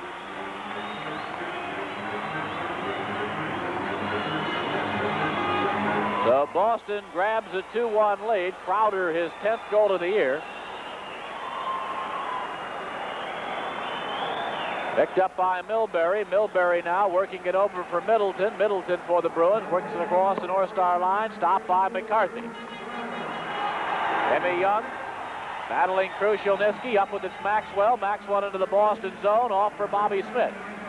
Missed pass for Cicerelli. Stopped by Milbury. Now it's Milbury for the Bees. Works his way to center. Makes the shot. Bumped there by Barrett as he clears it into the North Star zone. Step in by Middleton. Rick Middleton works it across now for O'Connell. O'Connell. And a penalty coming up. Interference on Freddie Barrett for taking down Barry Peterson. Tonight's broadcast comes your way from Boston. There's a new world to discover at Computerland. The exciting world of personal computers. Come on in and walk out with your own IBM computer. Now IBM can give a small business the kind of information that was available only to large corporations. Pick up your IBM personal computer. Excuse me. Plus the software service and accessories to make the most of it at Computerland. For all you need to discover the world of personal computers, discover Computerland. Well, Brad Maxwell picks up an interference penalty at 16:57. And once again, the Boston Bruins will have a power play situation. This is the 8th penalty for Minnesota for 25 minutes. Boston's had 7 penalties for 23 minutes. And right now, Mike Milbury is skating to the Boston Bruin dressing room. He seems to be favoring his leg a little bit. Perhaps ankle, knee, who knows? We'll wait and try to get a report on that. Nate Greenberg, the public relations director of the Boston Bruins, will be my guest after the second period. We've got 2:55 remaining. Park breaking it up now for the Bruins. Boston on the power play. Maxwell interference. 16:57 was the call. Eves stopping it there. Picked up by Middleton. He handed it right for Gordy Roberts, and Roberts will rag some time off the clock. Over to Hartsburg. Off the stick of McAdam and into the Boston zone. Stopped by Peters. 1 minute 30 seconds to go in the manpower advantage. Barry Peterson for the Bruins behind Bort. Into the North Star zone. Krushelnyski. Back over now for Middleton. Middleton watched over there by Hartsburg. Hartsburg for Minnesota. Up along the glass. Hops the stick there of Park. Comes down to the Boston line. And Peterson back for the Bruins. 1:05 left in the man advantage. Pass for Middleton. Stopped by Hartsburg. Now it's Brad Park. We've reached the 18-minute mark here at period number 2. Bruins 2, Stars 1. Barry Peterson. Back for Bort, knocked away by Young. Here's a chance for Young. Young on a breakaway. He scores! Tim Young with a shorthanded goal, and the Stars have tied the game at 2. And that's a 9 shorthanded goal that the North Stars have scored this season. Timmy Young making a good play here, knocking the puck away, getting it from Ray Bork, who was chasing him. Now look at the position of his head. He's looking. He cuts in right to the center, goes to his backhand, and he's able to put it by Pete Peters to give the North Stars a tie here. It's 2-2 right now. We've got 1:48 remaining in the second period. 18-12, the time of the goal by Young will be unassisted. It'll come at the 18-12 mark, Young's 10th goal of the year. So the Stars with a shorthanded goal to tie it at 2. Kluzak for Boston. Bruins on the power play. Freddie Barrett smacked over there by Crowder. Kluzak bustles the puck across the line, but in doing so, he's offside. Don't forget the Detroit Red Wings upcoming at Met Center. That'll be Wednesday night, face-off time 7:30. Our next telecast will be a week from tomorrow. We'll be in St. Louis. Stars against the St. Louis Blues, 8 o'clock broadcast time on Channel 9 back in the Twin Cities. O'Connell now sending it in. Malash stopping it there for the Stars. Giles sending it along the boards. Off for Eaves. Eaves for McAdam. And that could have been a second shorthanded goal had that one connected. Well, Eaves had McAdam in a perfect position, but the puck was just a little bit too far from him. 10 seconds left in Maxwell's penalty. O'Connell at center. Off now for Wayne Cashman. Cashman watched by Giles. Dropping it back now. Stars back at full strength as Maxwell has returned. Boston, Kluzak, over for Fergus. Fergus takes the shot. Malash makes the save. And there's some pushing and shoving going on in there as someone hit Giles from behind, and everybody moves in. Well, you could throw a king-size bedspread over everybody right now. They're all in there, including the officials. The net is off his moorings. Gio Malash should stay right in the net there. Broughton and Kluzak are tied up out on the outside of that. Kluzak is 6'4". Broughton is 5'8". Number 18, Crowder gave Keith Crowder gave a little bit of a shot to Kurt Giles in front of the net there. And of course, that brought everybody in. The referee, Brian Lewis, now is signaling penalties of both teams, and Crowder and Giles are going to the penalty boxes. Tonight's broadcast comes your way from the Boston Garden. Sir, in your opinion, how do the new money market accounts from the First Banks compare with the money markets brokerage firms offer? Well, first, they give you a good choice, money market insured checking or money market insured savings. Both pay about the same rates as ours, and both are certainly more flexible than ours. So, whose do you recommend? Ours. Money market insured checking and savings, 2 accounts most brokers only wish they could recommend. Well, 2 minutes each to Keith Crowder and Kurt Giles for roughing. And this is the 4th time in this game that we've had coincidental penalties. Okay, if your group, which includes any co-workers, club members, dorm friends, or just a large group of friends, want to go out and see the North Stars, it's more fun to do with all your friends, and the Stars have a special price available for groups of 25 or more. But seating is limited, so call the North Stars group sales office at 853-9340. 45 seconds remain here, first period. 2 clubs are playing 5 aside. Broughton battling Ray Bork. Gordy Roberts over on the far side battling Bruce Crowder. Off now for Steve Payne. Payne had that big overtime goal here in the playoffs a couple of years ago. Here's a chance for Broughton right out in front of Peters, and Peters holds on, makes a fine save, and here we go again. You notice how quickly Brown was able to move his hands to take the puck and to move it to his left. He was trying to get it into the far side, but Peters was able to hang on to the puck. And everybody once again in front of that net area, a lot of pushing and shoving going on once again. Watch the shot right here. Now watch how quickly Broughton is able to take possession of that puck. He's kind of on his backhand here a little bit, picks it up, moves to the inside, tries to go to the far corner, but Peters able to make the save, and as the puck is laying there, Broughton moving in for it, and so is everyone else at that particular time. 26 seconds remaining here in the first period. Face-off outside the Boston line. Both clubs making some players. There's Ray Bork. He looked like he hurt his hand in that thing. He was shaking it before, now has his glove off. Well, remember, he broke his wrist last year in the playoffs, I believe it was. Yes, then he broke it again in the summertime, so he may still have to be having some problems with that. Peterson and Young on the draw. Trying to lead St. Louis 2-1 at the end of the first period. Ray Bork now for Boston. 22 seconds to play in the period. Back behind Peters he goes. Out to Middleton. Middleton carrying to center for the Bruins.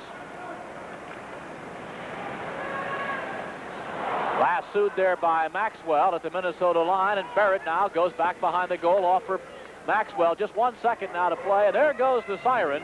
That is the end of the second period of play with our score. The Stars 2, the Bruins 2. Tonight's broadcast comes your way from the Boston Garden.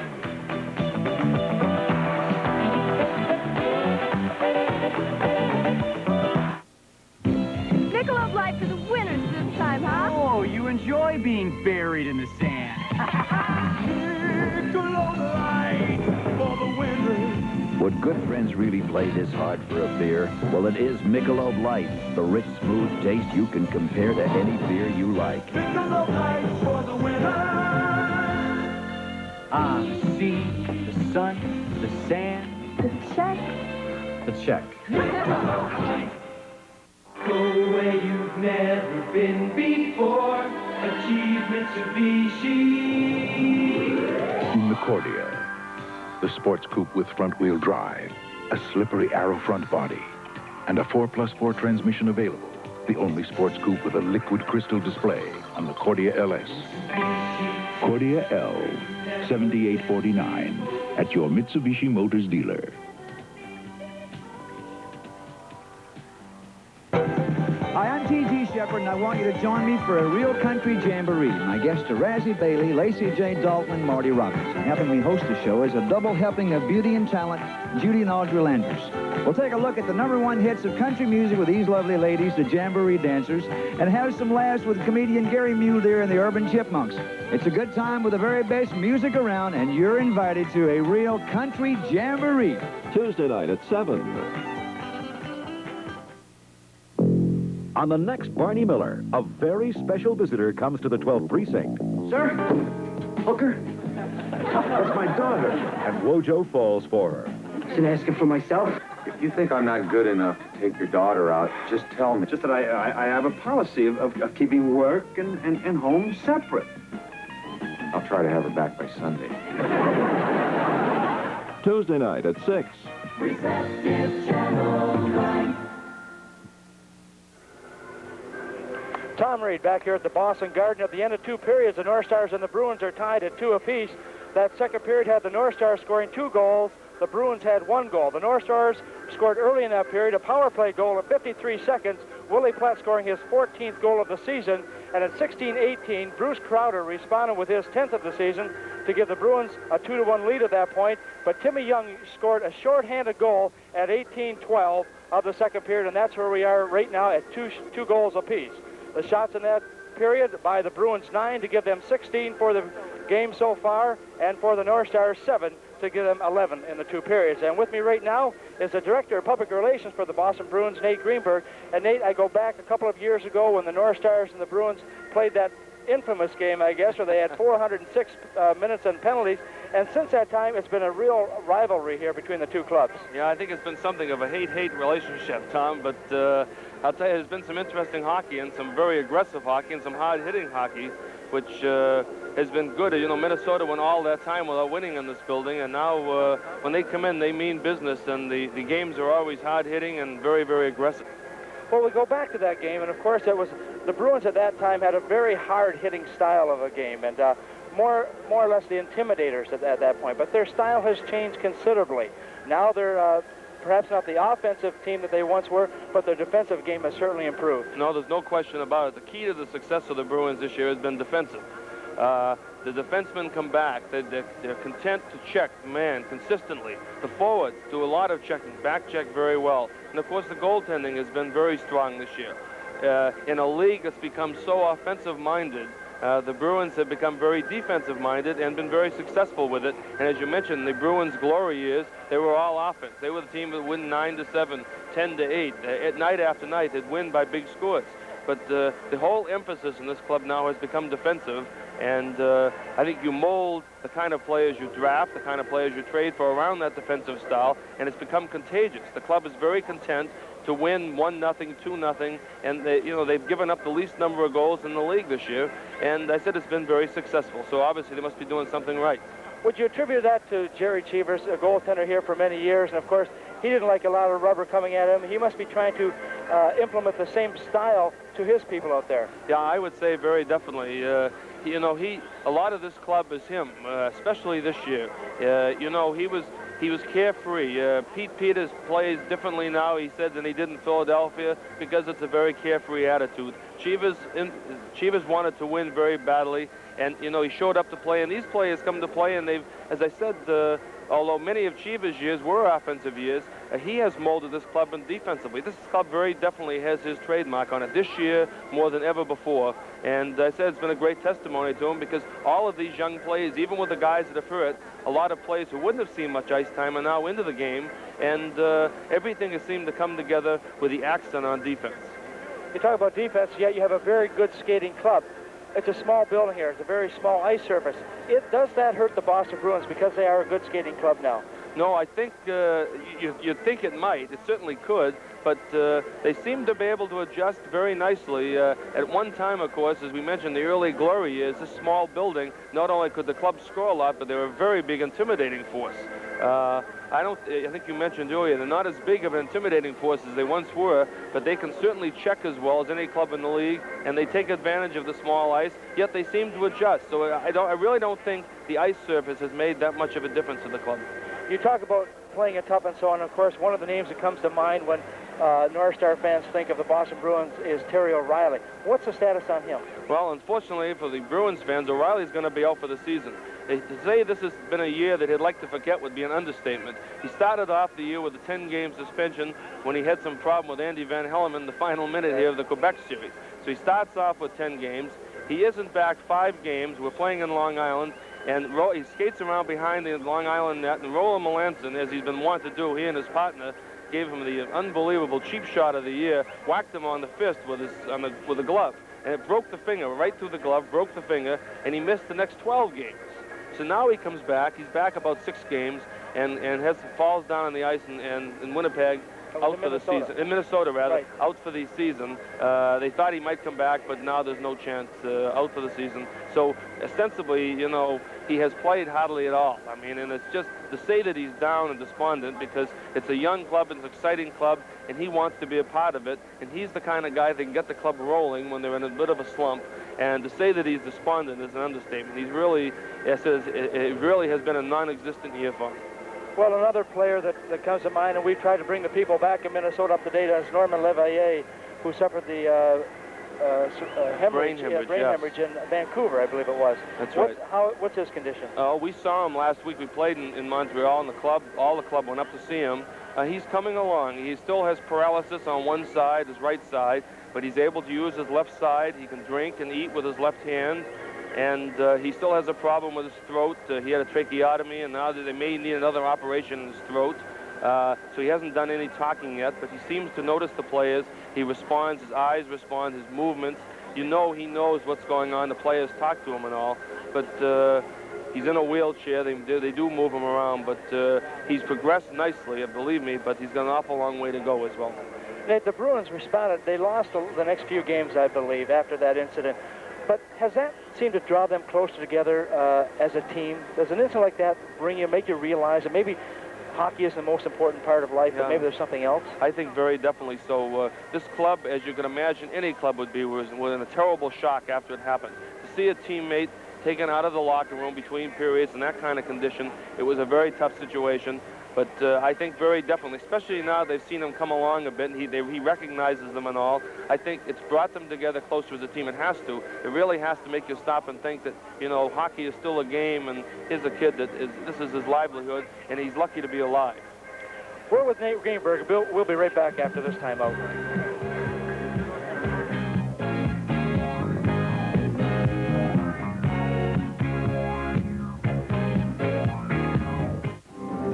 This is Jack Smith. On our next You Asked For It show, a special personal close-up of our own Dale Haramoto as she competes in the grueling New York City Marathon, a premier sporting event covered by a reporter who goes all out to get her story. Then from China, the story of a nation's gifted young people treated like royalty. And whatever their special gift may be, from juggling to music to dance, that talent is encouraged. On the next You Asked For It. Tuesday night at 8. Hi, I'm Richard Simmons, and I'm here to let you in on a secret. Spina bifida. It's the #1 crippling birth defect that most people have never heard of. Spina bifida can result in paralysis and other major complications. But the good news is that recent medical advances now permit children with spina bifida grow into healthy, active adults. Your support can help. Call or write the Spina Bifida Association of America today. It's time spina bifida stopped being the secret birth defect. Help us, please. We have family entertainment that can't be matched. Michael Landon stars in Little House on the Prairie, weekday afternoons at 4:30 on KMSP-TV, Minneapolis, St. Paul. Receptive Channel 9. At the end of 2, it's 2-2 between the North Stars and the Bruins. We're visiting with Nate Greenberg, the Director of Public Relations for the Boston Bruins. Last year, all we heard about was a Brian Bellows sweepstake. He was going to be #1. He didn't wind up being #1. Gord Kluzak did. Indeed, we heard about it all last season as well as it appeared we were going to Colorado's pick. Obviously, as you know, it surprised many people here. I think the club has to be very happy with the way Kluzak has come along. He's come along very, very slowly. He was actually starting to make some pretty good strides at one time, and then had a groin injury, a real bad, deep groin injury that cost him quite a bit of time. He was off a couple weeks and came back, and it's been very slow to come back. But Jerry has tried to get him some ice time, has moved him up front. He's played up front off and on, played some defense. But the plan was, and continues to be, to work him along very slowly, especially on defense. I think it's a tough position. It's going to take him time to mature in that way. You know, he didn't play much of last season. He was injured, in January, so he missed the second half of his junior season. And, you know, he hadn't played, so they really are taking quite a bit of time to bring him along slowly. And when things are going well, you can do that. Is there pressure on him to do well here? Do the fans or the media get on him because he isn't giving the type of statistics that you would expect from a #1? Well, there could have been, but there hasn't been. And I think the biggest reason is because of the great success of the club. When you've got the best record in the National Hockey League and you're leading your division by 7 points, the accent is on the club as opposed to an individual player, and there has been positively no pressure on him. And I think it's fortunate the club has done as well, because if they hadn't, they would have looked to somebody like Kluzak to step in, and then there could have been an awful lot of pressure on him. But I think it's safe to say there's been no pressure whatsoever. Hey, as a Director of Public Relations here, do you find yourself getting close to the players at all?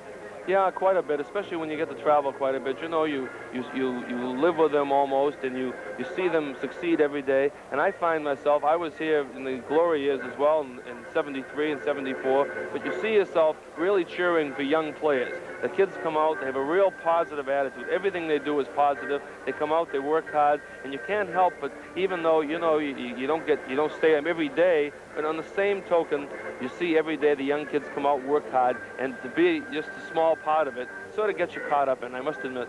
The players nowadays, a lot of them wear, of course, the helmets, and many of them are starting wearing the face masks. Are they easily recognizable on the street? Yeah, I'd say more and more they are. I noticed, especially in the last month or so, a lot of the young players who hadn't had much ice time have all of a sudden gotten a lot of recognition with television interviews on local TV stations, more newspaper interviews, and it's starting to come around, the recognition factor, which also can be translated into the crowds. Tonight was our 10th sellout, which is one more than we've had all of last season. So people are starting to come back and appreciate the team. And when they appreciate the club, the recognition is there as well. So it all seems to come together. I wish we had more time, eh? We've been visiting with Nate Greenberg, the PR director of the Boston Bruins, a man who won 4 awards for the best press box in the National Hockey League. It's 2-2 here after 2 periods in Boston.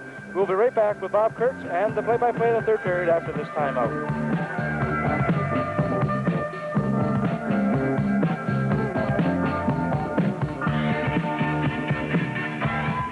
This is Mega Mania by Activision for the Atari 2600, and this is what critics are saying about it. Winner, most humorous home game, 4 stars, relentless action. Mega Mania's enemy objects just won't let up. Hamburgers, cookies, bugs, radial tires, diamonds, steam irons, bow ties, and dice. Faster and faster they come again. It's merciless, demanding, hard, rough, tough, and hairy. Again and again from different directions come hamburgers, cookies, bugs, radial tires, diamonds, steam irons, bow ties, and dice. Insistent, persistent, exacting, taxing. This is no ordinary mania.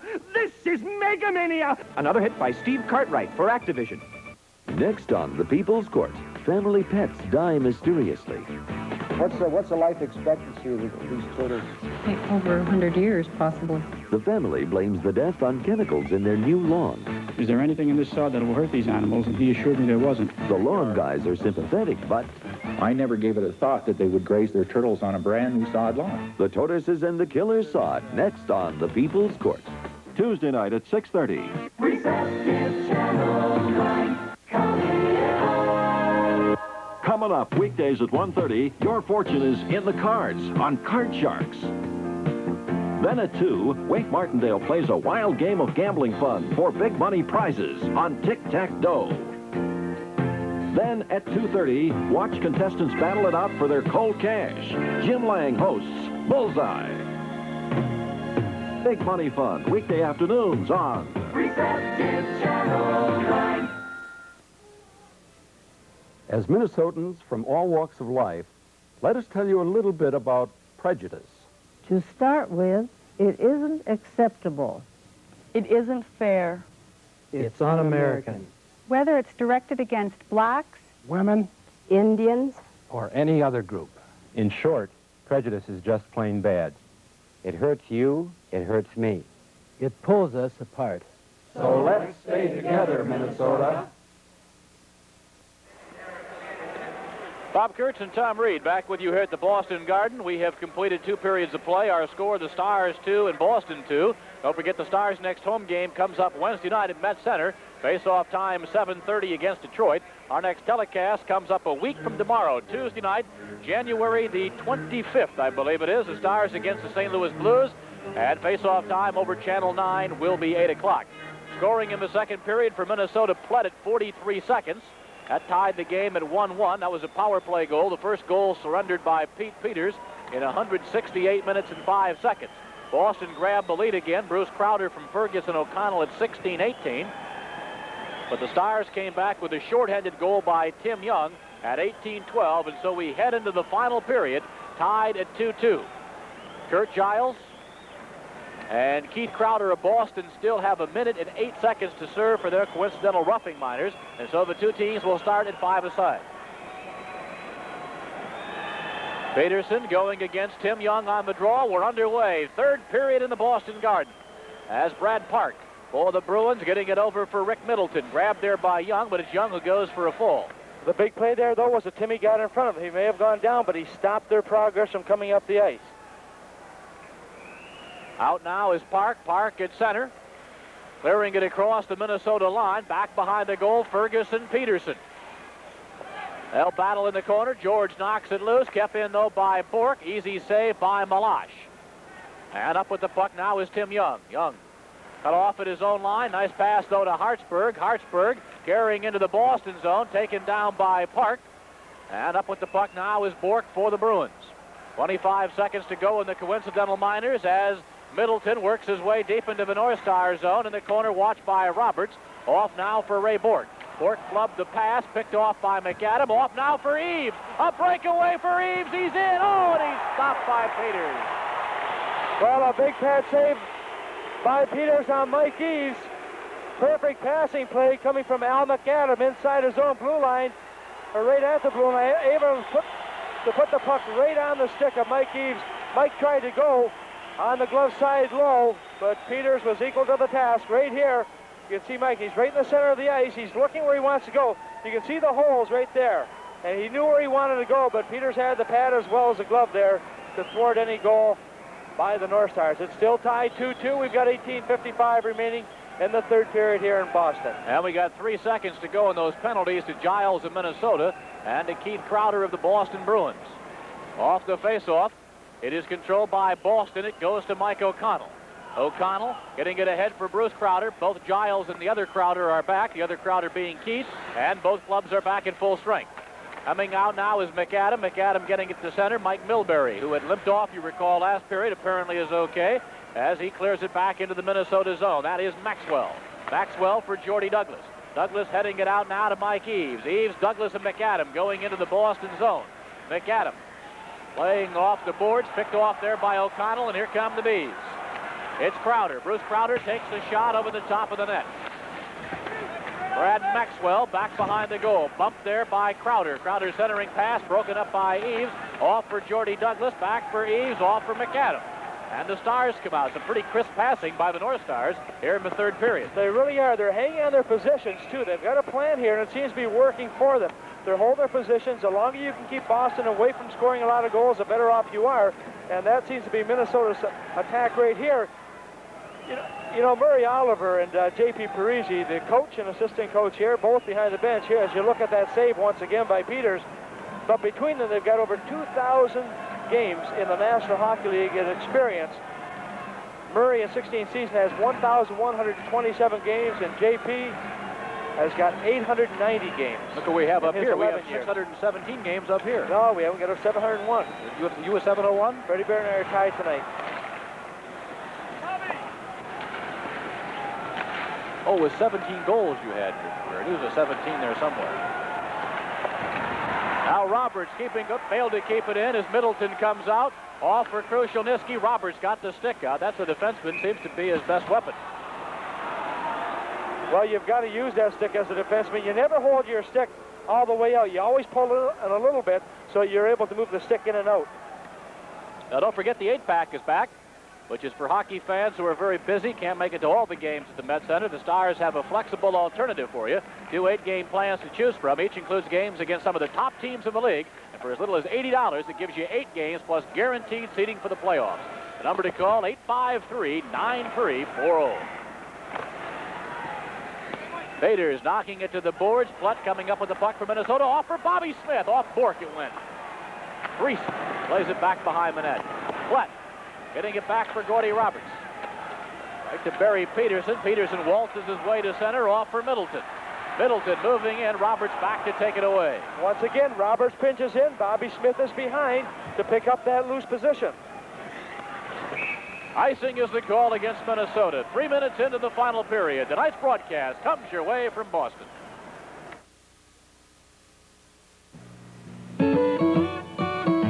This Bud's for that first day on the job. This Bud's for you, for all you do. The king of beers is coming through. Yeah, just for you, that distinctively clean, crisp taste that says Budweiser. For all you do. This Bud's for you. Had some problems on that phone number for the 8-pack is back. The number is 853-9340. 853-9340 for those 8-game ticket packages. Giles bumped up along the boards by McTavish and will face off again.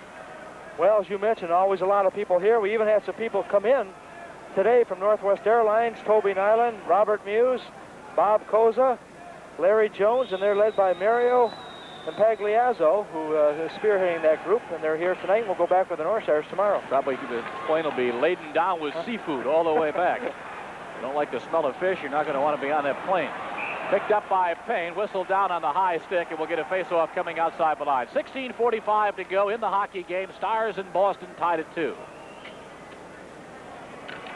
It has been Platt and Young for the North Stars, both of them without assist, and Middleton and Crowder have scored for the Bruins. Boston at this stage a year ago was 26-13-6. Present year, they're 28, 10, and 7. They're 5 points better than their pace of last year. Seems like they're better than that. Like Boston is a vastly improved team over the Bruins of a year ago, but the Bruins put together a pretty good aggregation last year. Broken up now by McTavish. McTavish for Boston, wheeling at center. Pushing it across the line, broken up by Giles, whistled down offside. 16:25 left to go here, third period. Well, you talk about the Bruins. They are improved. They're 5 points better than they were last year, 45 games. They have scored 10 less goals than last year, but the biggest improvement has come on the defensive play. They have given up 34 less goals this year compared to last year. Watch this poke check here by Park. The old master just reaches around, dives down there, and knocks the puck off Steve Payne's stick. McTavish now for the Bruins. Clearing it into the North Star end. Malash stopping it back behind the goal for Freddie Barrett. Barrett handed it right for Palmer. Palmer's pass knocked down by Hartsburg, and here come the North Stars. Hartsey out to center, clearing it into the Boston zone. Stopped there by Peters, sent up along the boards. McCarthy getting it free, off there behind the net for Cicerelli. Sent out along the boards and kept in by Hartsburg. Off for Cicerelli. Cicerelli played it back behind the Boston net, and O'Connell now controls for the Bruins. Look at the position of his head as he looks up here. He's nobody to give it to, so he carries it himself, hits the red line, over and in. Stopped there by Malash. Sent out along the boards. Freddie Barrett had lost a stick. He's in the process of retrieving that as the puck is sent down into the Boston zone.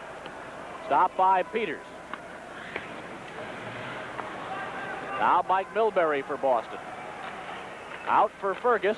Broken up at the line. Picked off by Eves. Eves and Ferguson going into the Boston zone. Ferguson takes the shot over the top of the net. And Luke Dufour. Out for Tommy Fergus. Stopped by Giles. Picked off by Bruce Crowder. We're approaching the 5-minute mark here in the final period. Milbury got mixed up. Finally found the puck. Out for Dufour. But 5-minute mark of the third period. Stars and Bruins tied at 2. Now Al McAdam. McAdam coming out to center. Bumped there by Crowder. And Bork now controls for the Bruins. Now it's Tommy Fergus backhanding it into the Minnesota end. Malash makes a save. The puck went rolling, and Maxwell comes back to lend a hand. A drive, and Malash gets back in the goal. A high hit the side of the net. And finally tipped out by McAdam. Well, Malash had a little bit of a problem. Maxwell picked up the puck, and he just shot the puck trying to get it down the ice, and he put it right onto the defenseman's stick.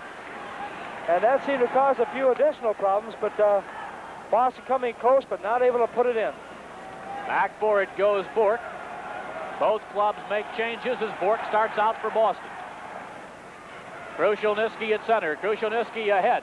Cutting in, taking the shot was Bork, making the save. Malash up with the puck is Roberts, kept in by Bork. And that goes into the crowd. 13:56 left to go. And we're tied at 2 as tonight's game comes your way from Boston.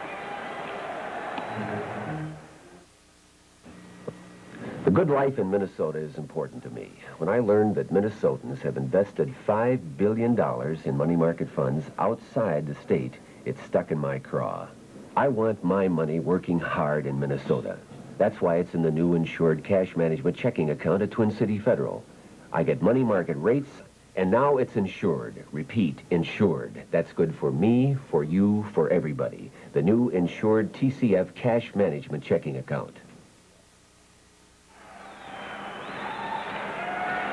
We're back in Boston. We've got 13:56 remaining in the third period, and we're tied at 2 apiece. Marty Howe at center, getting it over for Krushelnyski. Randy Mitten says it's offside. Well, the Stargazers, the official fan club of the Minnesota North Stars, will be having a dinner with the North Stars, their second annual Stargazers dinner dance on February the 24th at the Bloomington Marriott Hotel. Tickets are available at the Stargazers booth at all home games through February the 12th, or for further information, you can call 735-5597. That's 735-5597.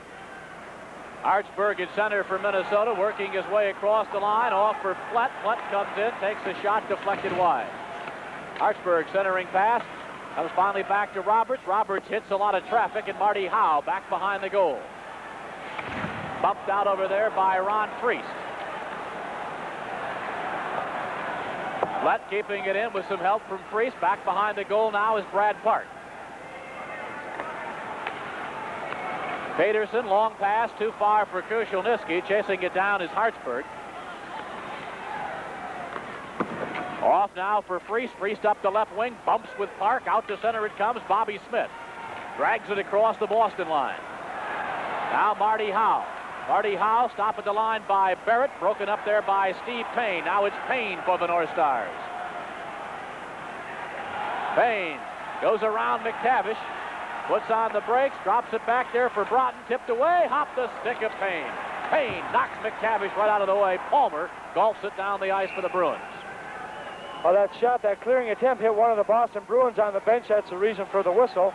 And that'll bring the faceoff back inside the Boston blue line. Jerry Cheevers, coach of the Bruins.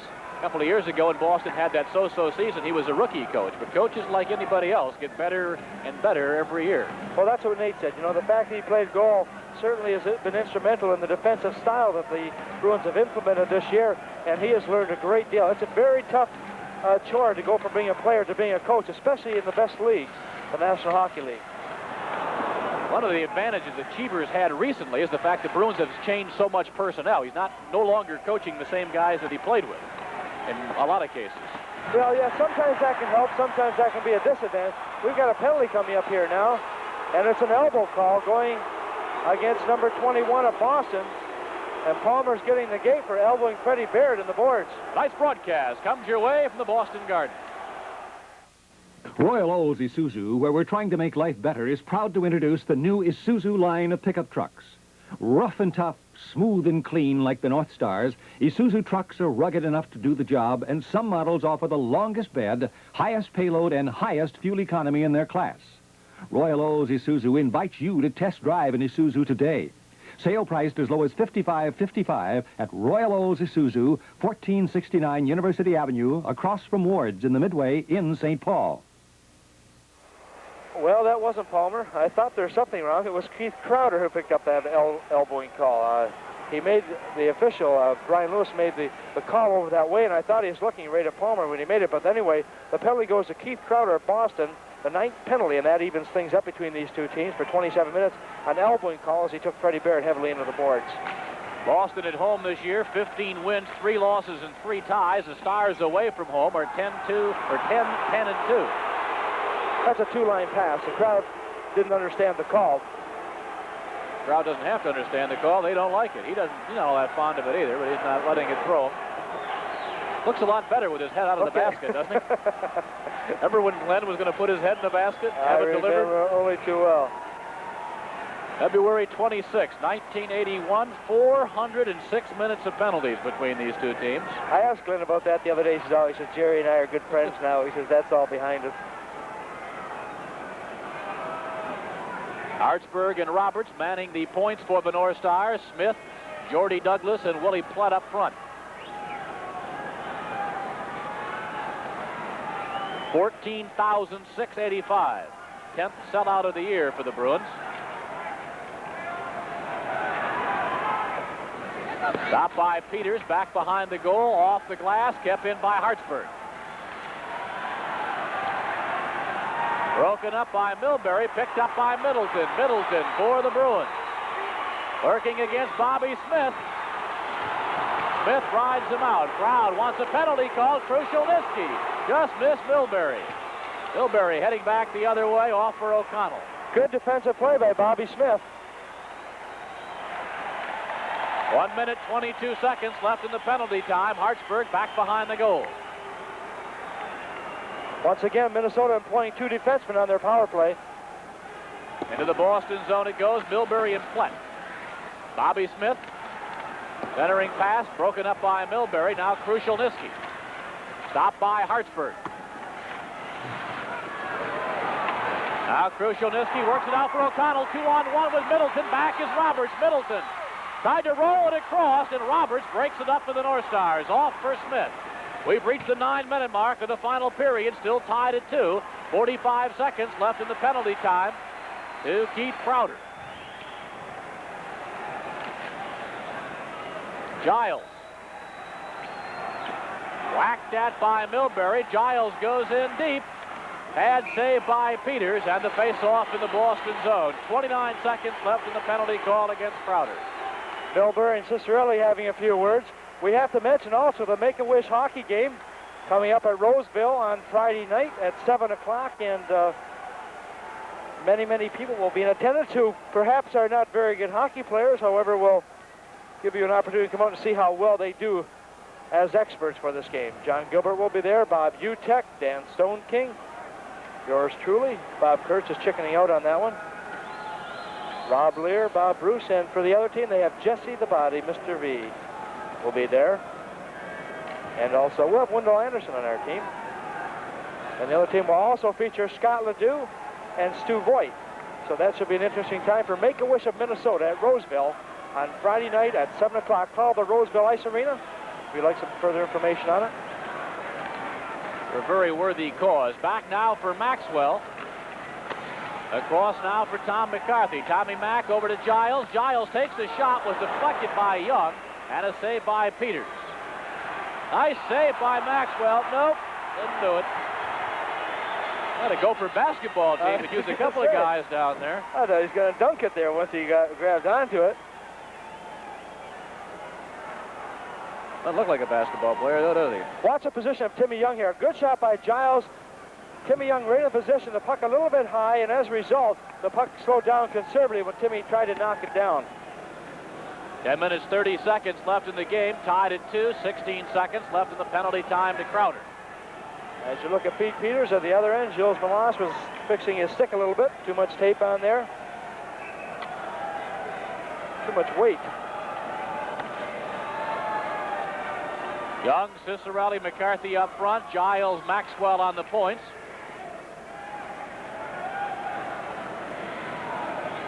Maxwell now.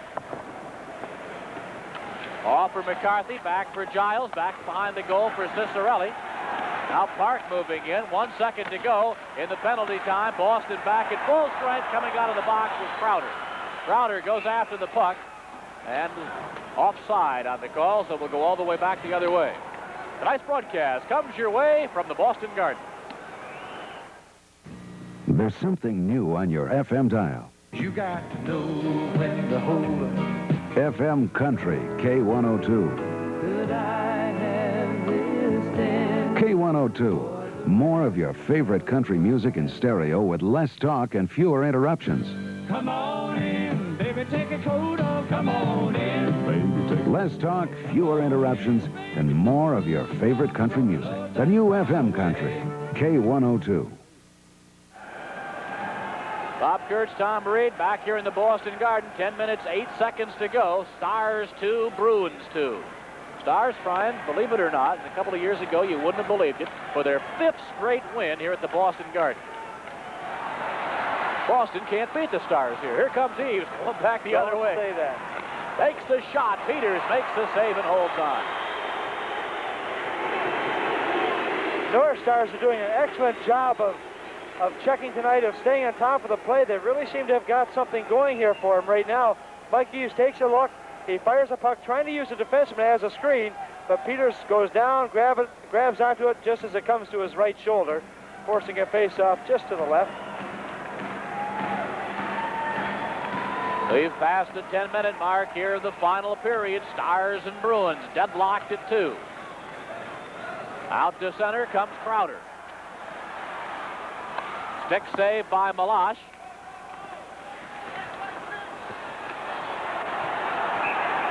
And the face-off will be to the left of Melas. Don't forget, after the hockey game tonight on 9, primetime news, The Odd Couple and Charlie's Angels. All tonight on Channel 9. That shot from high in the rafters here at the Garden, which has every seat occupied tonight, 14,685 of them, including standees. I think this is the oldest building still in service in the National Hockey League. I'm just trying to, Chicago Stadium, I don't know what year. Chicago Stadium is younger than this. Maple Leaf Gardens and the Forum have both been renovated. Forum just about completely rebuilt, really, in the late 60s. Yeah. Old Olympia in Detroit is gone. The old Madison Square Garden is gone. Back now for O'Connell. O'Connell takes a shot. Meloche the save, and McTavish on the rebound. Couldn't steer it home. Well, Roberts was right there to stop him from getting good possession of that puck, but a good play by O'Connell. Another drive by O'Connell off the mark. Milbury keeps it in. That was deflected there by Ferguson. Back across, picked off by Roberts. Roberts up for Ferguson. Ferguson at center. Into the Boston zone it goes. Now Milbury. As we've reached the 11-minute mark here in the final period, this is Palmer, bumped by Maxwell. Barrett goes in against McTavish, and the face-off to the right side of Meloche. Well, one thing, you look at the totals of Brad Palmer since getting traded, just 4 goals this year in 38 games. Well, he hasn't played a great deal. I would have thought of anything that when Brad came here, being a smaller ice surface like this, that his slap shot, you know how hard it is, would just net him a lot of goals, but he hasn't found it to be the case. He hasn't played a great deal in many of the games, and I'm sure that when the North Stars play against the Bruins, that Coach Jerry Cheevers feels that maybe Brad's got something to prove against them, so we'll use him a little bit more. Of course, Brad's also trying to fit into a new system. They stress defense a lot more here in Boston. Bellows getting it off now for Young. Young out with Payne. Payne clearing it into the Boston zone. Back after it goes Peterson. Payne scoots in after him. Now Krushelnyski. Middleton tied up by Broughton. Back after it goes Barrett. Barrett getting it off for Bellows. Bellows ahead for Broughton. Broughton has Payne on his left as they fly into the Boston zone. Neil Broughton. Oh, and Peters got the leg out.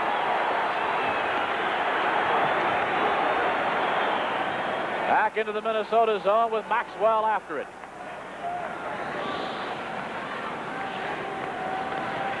Watched by Peterson out in front, off for Broughton. Using the boards for the pass for Freddie Barrett. Barrett lets it go to Payne. Middleton tripped Barrett right in front of Lewis. Now Brad Park. Saved by Meloche. He lost the puck. It bounds out in front, but hustling back was Freddie Barrett to knock it away.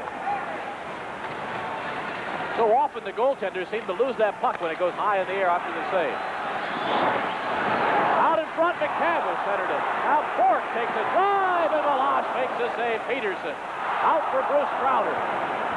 Now Payne takes a whack at it. Right past Mark all the way down the ice. 7:25 to go. 2-2. The Bruins have the heat on. Here comes Bork.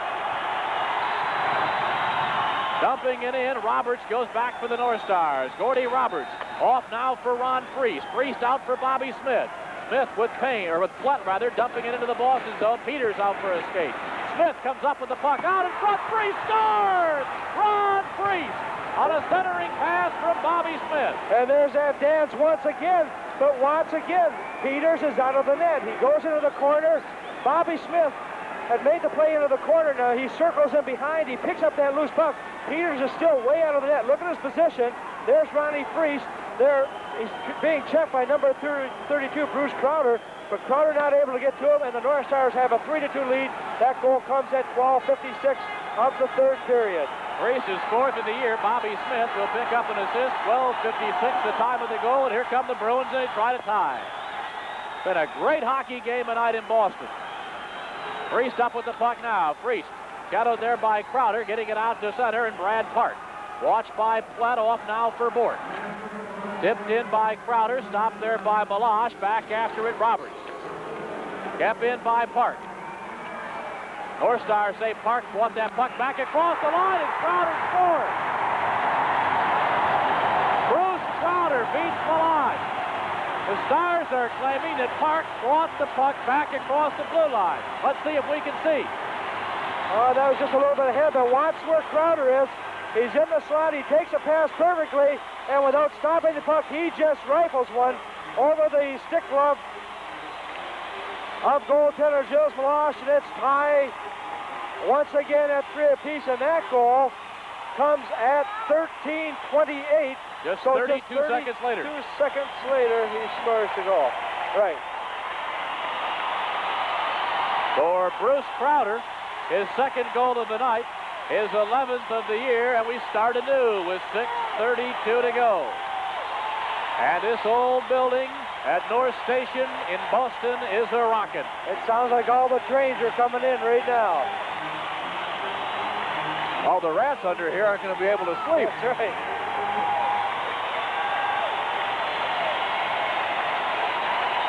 Well, it's been that kind of a game all the way through. Both of these teams have played extremely well up and down, and perhaps it's just fitting that it's 3-3 at this point in the game. 6:32 remaining. Both of these clubs will be playing a little bit conservatively. They can't take any unnecessary chances, and at the same time, they want to win this hockey game.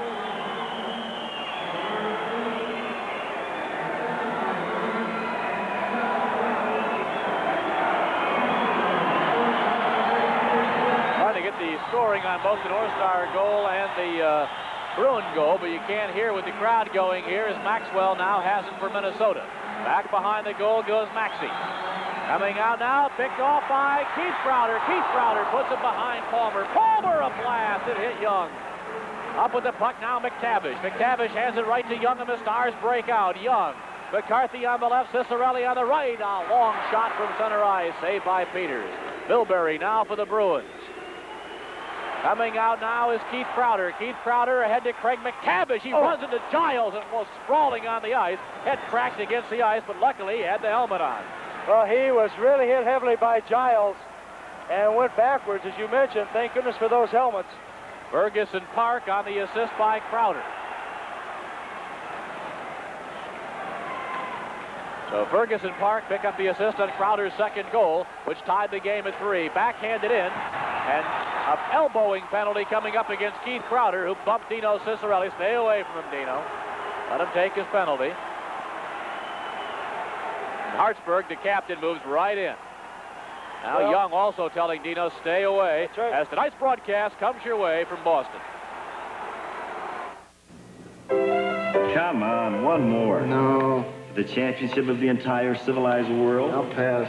And the Michelob Light. I'll serve. Michelob Light for the winner. Would good friends really play this hard for a beer? Michelob Light for the winner.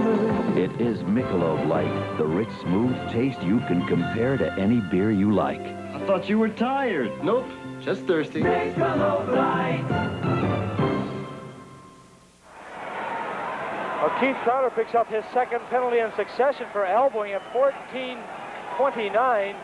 Dino Cicerelli wanted to have a few words with him, but you must remember that it's a tie hockey game right now. You want to maintain that power play situation. So to ask you real quickly, normally in a situation like that, Lewis wouldn't call a penalty, but that was a stupid play going right in front of him, and they tend to call them a little bit more. Yeah, well, be that dumb to elbow somebody. Well, sure, especially with 5 minutes to go. That's time you've got to play the game a little bit smart, and there's lots of time. If you're trying to get somebody, there'll be lots of time to get them a particular point. Remember that what you're feeling is not as important as what the team is feeling, and you've got to always play for the team, number one. 1 minute, 55 seconds to go in Crowder's penalty. Stars trying to pick up a power play goal. They have scored 57 this year. They'd love to see number 58 now is Bork in the Boston end, sending it all the way down the ice, and Malash will stop it behind the goal. Might also mention that Murray Oliver's been coaching the forwards in this particular game, and Jean-Paul Parisi seems to be directing the defensemen who goes where. Steve Payne clearing it along the boards. Brian Bellows. Back behind the net, that's Neil Broughton. Broughton getting it over for Payne. Payne being watched by Bork. 1:24 left in the extra man. Neil Broughton. Broughton for the North Stars. Broughton getting it back behind Bellows. Bellows stopped there by Brad Park. Payne flies in. Bork sends it along the boards. Hartsburg keeps it in. Off now for Broughton. Broughton out in front. Oh, and Payne couldn't handle the bouncing pass. 1:05 to go in the penalty call against Crowder. Now Bork. Past Hartsburg down the ice. Stopped by Malash. 57 seconds to go in the penalty. 4:25 to play in the game. Stars 3, Bruins 3. Gordy Roberts hit Freese with it, and that caused an offside. 46 seconds left in the penalty to Crowder. 4:16 to go in the game. As you look at Ron Freese, who scored his 4th goal of the season, and the goal that gave the North Stars the 3-2 lead. But Boston has responded with a goal just 32 seconds later when Bruce Crowder scored, and that's where we are right now. 3 apiece, 4:16 remaining, and 46 seconds remaining in the penalty to Keith Crowder. Back now for Giles. Giles at center, slamming it in, out along the boards. Platt now tipping it to Bobby Smith. Smith works it back for Brad Maxwell. Maxwell back for Smith. Back behind for Platt. Platt being bumped back there by O'Connell. Platt muscles his way to the puck, kicking it along the boards. Platt still with the puck for the North Stars. Willie Platt back for Giles. Giles back for Platt. Platt takes a shot. That hit crease. And now goes all the way down the ice. 15 seconds left in the penalty to Crowder. Maxwell. Out at center, clearing it in. Wide of the goal. Comes to Bobby Smith. The chop past Smith and whistled down by referee Brian Lewis. And the crowd here in Boston booing Lewis for whistling the play dead with just 2 seconds left in the man advantage. Bobby Smith, our North Star Scully MVP tonight. So Bobby Smith, our North Star star of the game, and he'll receive Scully gift certificates for that as you look at Brian Lewis arguing with Rick Middleton. Actually, it's Rick Middleton arguing with Brian Lewis. So congratulations and Scully gift certificates to Bobby Smith, our choice for MVP. Our choice for BVP, which is better vehicle performance, Scully gasolines and motor oils. So visit that Scully station today. Off the face-off, here come the Bruins. Peterson out of the box, now coming in, Dufour. Dufour takes a shot, he hit Melange. Dufour replacing Crowder. Well, that rebound also, once it hit Melange, almost came to Middleton. He was separate. It seemed to take a funny bounce off of Melange's shoulder. Middle was waiting right there. There's McAdam now for the North Stars. O'Connell had some problems with the bouncing puck. Back for Roberts. Off now for Eaves. He fires wide. As we've reached the 17-minute mark here of the final period, Stars 3, Bruins 3. Mike Eaves in a lot of traffic, clearing it into the Boston zone. That'll be icing. And 2:51 remains. Tonight's broadcast comes your way from Boston. Sir, in your opinion, how do the new money market accounts from the First Banks compare with the money markets brokerage firms offer? Well, first, they give you a good choice, money market insured checking or money market insured savings. Both pay about the same rates as ours, and both are certainly more flexible than ours. So, whose do you recommend? Ours. Money market insured checking and savings. Two accounts most brokers only wish they could recommend. Tom Reed and Bob Kurtz back here. 2:51 remaining at the Boston Gardens. It's 3-3. Face-off is to the right of Melange. Tim Young going against Tom Fergus on the draw. Maxwell getting it ahead for Dino Cicerelli, pushing it out to center. Keith Crowder now, clearing it back into the Minnesota zone. Stopped by Melange, off for Maxwell. Watched by Fergus. Kept in now by the veteran Brad Park. Off for Tommy Fergus out in front, and Barrett had Keith Crowder tied up. Tom McCarthy pushing it out, trying to free Cicerelli, but broken up by Park. 2 minutes and 25 seconds remain. Maxwell. Now Fergus fighting to keep it in along with Park, but it comes back to the Boston line, and Ray Bork controls. This is where it's so important, Bob, to pick up your wings, to stay on your position. There's Dino Cicerelli. McCarthy getting it ahead, broken up by Bork. We've reached the 18-minute mark of the final period. Stars in Boston tied at 3. Melange leaving it off for Gordy Roberts. Boston 15 wins, 3 losses, 3 ties this year at home. Stars a 500 road club, 10-10-2. And right now we're 500 in this one, tied at 3 with 1 minute and 40 seconds to go. Gordy Roberts. Off now for Brian Bellows. Bellows for Payne. Payne pushing it out for Broughton, broken up there by O'Connell. Krushelnyski for the Bruins, getting it over for Milbury. 1 minute 25 remains.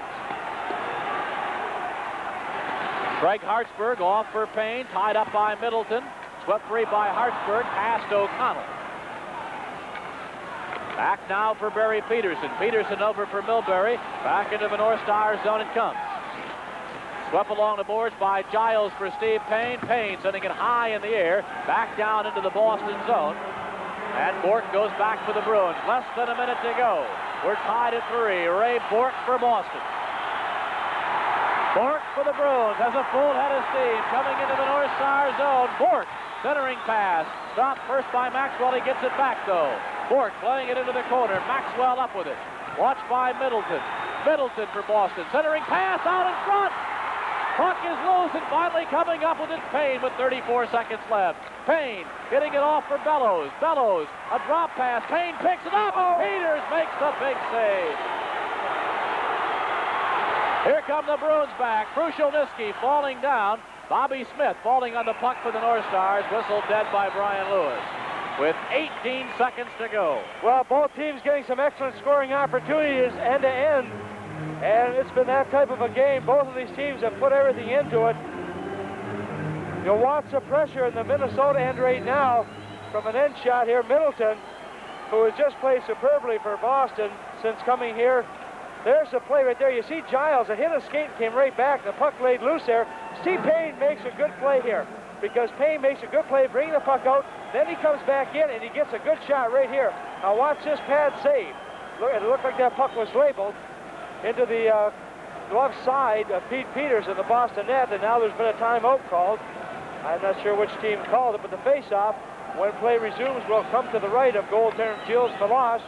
As you look at J.P. Parisic on your left, and Murray Oliver, and the other pair of coaches, former Boston Bruin Gary Doak on the left, and the goaltender Jerry Cheevers.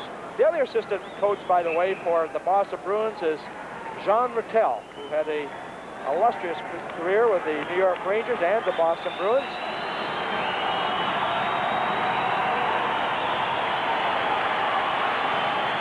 That tells the story. 18 seconds to go.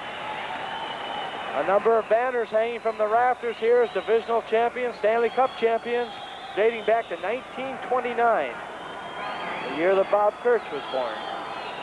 Right around that era, seems like, anyway. Face-off coming up on the right side of Meloche. Listen, when I was a kid, I used to collect your hockey cards. Remember me standing outside and trying to get you to autograph them? Face-off to the right of Meloche. Goal by Boston, back for Bork. Big save, they score! Tommy Fergus. Tommy Fergus scores with 14 seconds to go. Watch the importance of the face-off in your end once again. The puck is dropped. Timmy Lund loses the face-off here. Whether he was ready for it, I'm not sure. But the shot comes right here. The save is made. And the rebound comes right out, and with 14 seconds remaining, the Boston Bruins take a 4-3 lead as they litter the ice here in Boston. Meloche able to make the first save. Hartford can't quite see it. And number 28, Fergus, puts it away. And for Fergus, that is goal number 18. Now, he's the guy we said that grew up from 6 feet, 179 pounds into a 6'2", 205-pound National Hockey League center. He beat Young on the draw. Got it back to Bork. Bork let the slap shot go. Meloche made the save. There was a big rebound. Fergus was left alone. Fergus got the puck, beat Chile on the short side, and Boston, in all probability, is going to win this one 4-3. Well, the thing, Bob, the North Stars will probably lose it. They got 14 seconds to do something. But if they don't win this game, the thing is they played extremely well. You can see a change coming about. And I know the players are probably dejected, but on the other hand, I think that Murray and JP have to be very pleased with the play of this club coming in here tonight. Under a lot of pressure because of the coaching change, the fact they've made numerous line changes, they're trying something different, and they just couldn't seem, they just perhaps will not get a point out of here, but I think they have to be commended for what they've done here. And you can look for bigger and better things as the North Stars continue to make strides to get back into the type of play that took them to the Stanley Cup playoffs 2 years ago. And you have to give credit to that young man right there, Fergus, who scored his 18th goal. And he has to be just excited. He had 3 game winners, and this will be probably game winner number 4 this year. Boston's second choice in 1980 behind Peterson. And Coach Jerry Cheevers telling his players, hey, here's what we got to do. Nothing unnecessary. We got 14 seconds. Let's make sure we do what we have to do to win this hockey game. What a change on this hockey club, though. Gone, our Secord and Jonathan, and O'Reilly's hurt. I remember some of the other names that have gone on in the last couple of years, all replaced by this new, young Krushelniskis and Ferguses and O'Connell coming from Boston, Peterson. Well, it looks now that Pete Peters will have a 23-game unbeaten streak, and that will tie the record held by Frankie Brimsek of the 1940-41 record. And we understand that Frank Brimsek is a retired railroad man now up in Evelyn, Minnesota, and a record that stood for many, many years, and that will bring Peters tie with him and on to bigger and better things. The all-time National Hockey League record is 32, and that, of course, is held by Jerry Cheever.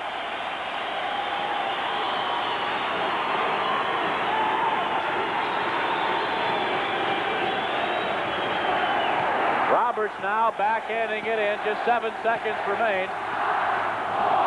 Roberts again for Minnesota. And that is the end of the game, and the Boston Bruins have racked up points number 64 and 65 by beating the North Stars tonight by a score of 4-3. Tonight's broadcast comes your way from the Boston Garden.